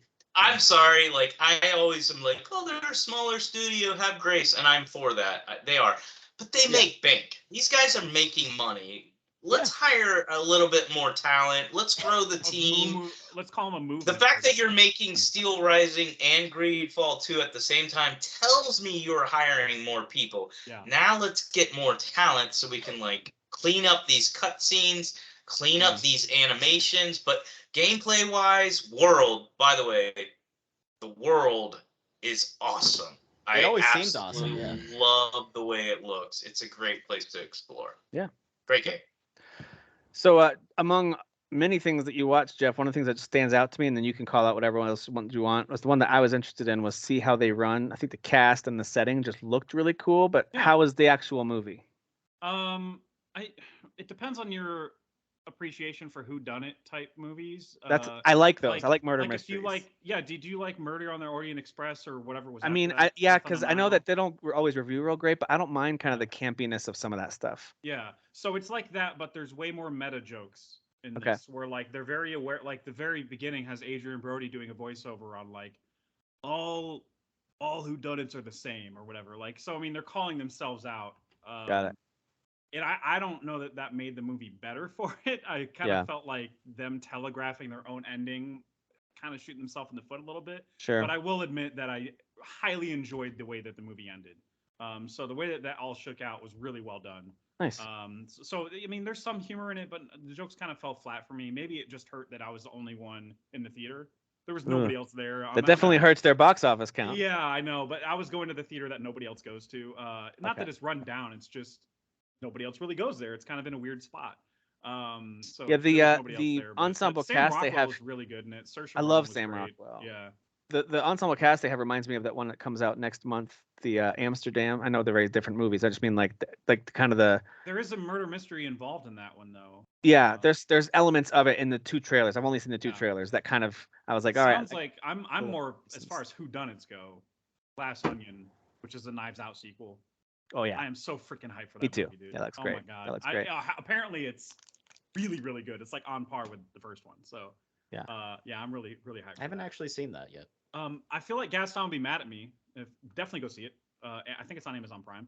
But yeah, Gaston would be mad at me if I didn't mention that I finished Primal season 2. He's a huge fan of that show. Looks sick. It's so good. It's a Gendy Tartakovsky, Gendy, whatever. It's his baby. And I feel like based on how the finale ended, that was it. I feel like that was the whole show. But at the same time, he could easily come back and tell more stories in that world because it's more about the world setting of Caveman, and there's a lot of fantasy elements too. Caveman Is that the and dinosaurs and stuff like that. Same guy that did Samurai Jack? Yes. Yep. Okay. And Hotel Transylvania, but we don't talk about that. And the original Clone Wars. Oh. And originally, yes, he did do the first run of Clone Wars, which was beloved. This is just such a great show. Barely any dialogue. It's all about the action and the animation style and like how brutal people could be in those times. I mean, because they had to be. And there's even an episode where like it cuts away to something totally different, way down the line, way closer to our time frame, where it's just people talking about primalistic urges, and I'm like, what is this doing in this show? It comes out of nowhere in the middle of the season. It's so it's awesome. The show's a big swing. Yeah, the reviews on it are amazing. So yeah, it deserves all the accolades. It's great. Nice. I've seen the first season. It's awesome. Yeah. Nice. I think it should be on HBO Max by now, like all of it. So. All right. Anything else? I just Watching or realized that it's my birthday. I'm 36 now. Oh, happy birthday! I literally just realized. I'm like, oh yeah, it's the next Happy day. birthday! Happy birthday! That's right. On the East Coast. It's your birthday. It's not your birthday Yes. where I am, but happy Okay. birthday. Well, I'm a time Oh traveler. shit! so- I'm the youngest one here. Oh my god! I didn't Are realize you? I was the youngest person. Yeah. You're the youngest? Are you Yes. turning 36? I'm turning 36 this year. Yeah. I turned 36 in Oh, July. I turned it in July, so Yeah. Bunch of you're the baby. 36-year-olds. Yeah. You're the Shit. baby here. And I was thinking of Derek calling is Dan the 6 I didn't know I was years old. older than you. Derek is 60. He's 6 Yes. on the inside. He said yes. Thankfully. All right. Well, if there's nothing else, thank you guys. I know there's a lot more that there even Oh, other games hey. that I've been trying. Oh, go ahead. Did we make fun of Babylon's Fall and how hysterical Yeah, that we is? did. We did. Yeah, Oh, we okay. did. I completely missed that then. Yeah. Well, I it's was hysterical. trying to set you up with a softball on it, but I think that's when you had to step away or something. I don't know. Yeah, what. my internet like cut out for a second, but no I worries. see. Babylon's worries. Fall deserves it. That's I fine. tried to Yeah, set you up I- with like a real slow pitch softball. I was like, Dan, no. I watched way My bad. more than No what worries. because there are like 6 movies coming out this weekend, and I'm seeing like all of them. There's way more. It's fine. But I'm kind of in Plus the same friends on boat. Like Facebook, you'll see my take on it. So it's fine. I've been trying a bunch of different games. Like I've got probably 7 demos that I've downloaded. I played like 3 of them today. So I'm just not going to go through all of them right now. Right. But if they stand out to me down the line, I'll let you guys know about it. So now, which is great. Great. it is. I love it. I love it. Well, thank you guys for being here. Thanks for taking the time, and good luck with your Backlog Hall of Shame game. Don't forget to dive into it at some Spec point. Ops. Oh this man. Spec Ops: The So Line. it's a morale. It's a morally rough game. I'll tell you. It is. Yeah. Bay- it's really- Bayonetta, Binary Domain, Fable 1. Dan, we all decided. See, I and said Batman. 2. Like, I don't I- understand. It's my birthday, Chose- god damn it. Anniversary. Well, happy birthday. We're gifting. Look you. at It's him pitch a important. fit. Experiencing it in the right order is important because mean- you go through the time, like you go through the times. Were of how you things change. born at I mean, 2 or were you born at 1? The thing is, I'm throwing a fit because it's funny. I already bought Fable Anniversary Edition. So. Good. It's really good. You're gonna like it, Dan. I promise. But I fucking hate all of you. So. You're welcome. Are You you are playing it welcome. on Hey, PC? it's better than Yes. Harvestella. I can tell you that. Yeah, I mean most things are. So. Okay. All right, guys. Have a great week. Thanks for listening. See ya. Bye. Boobies. Go play.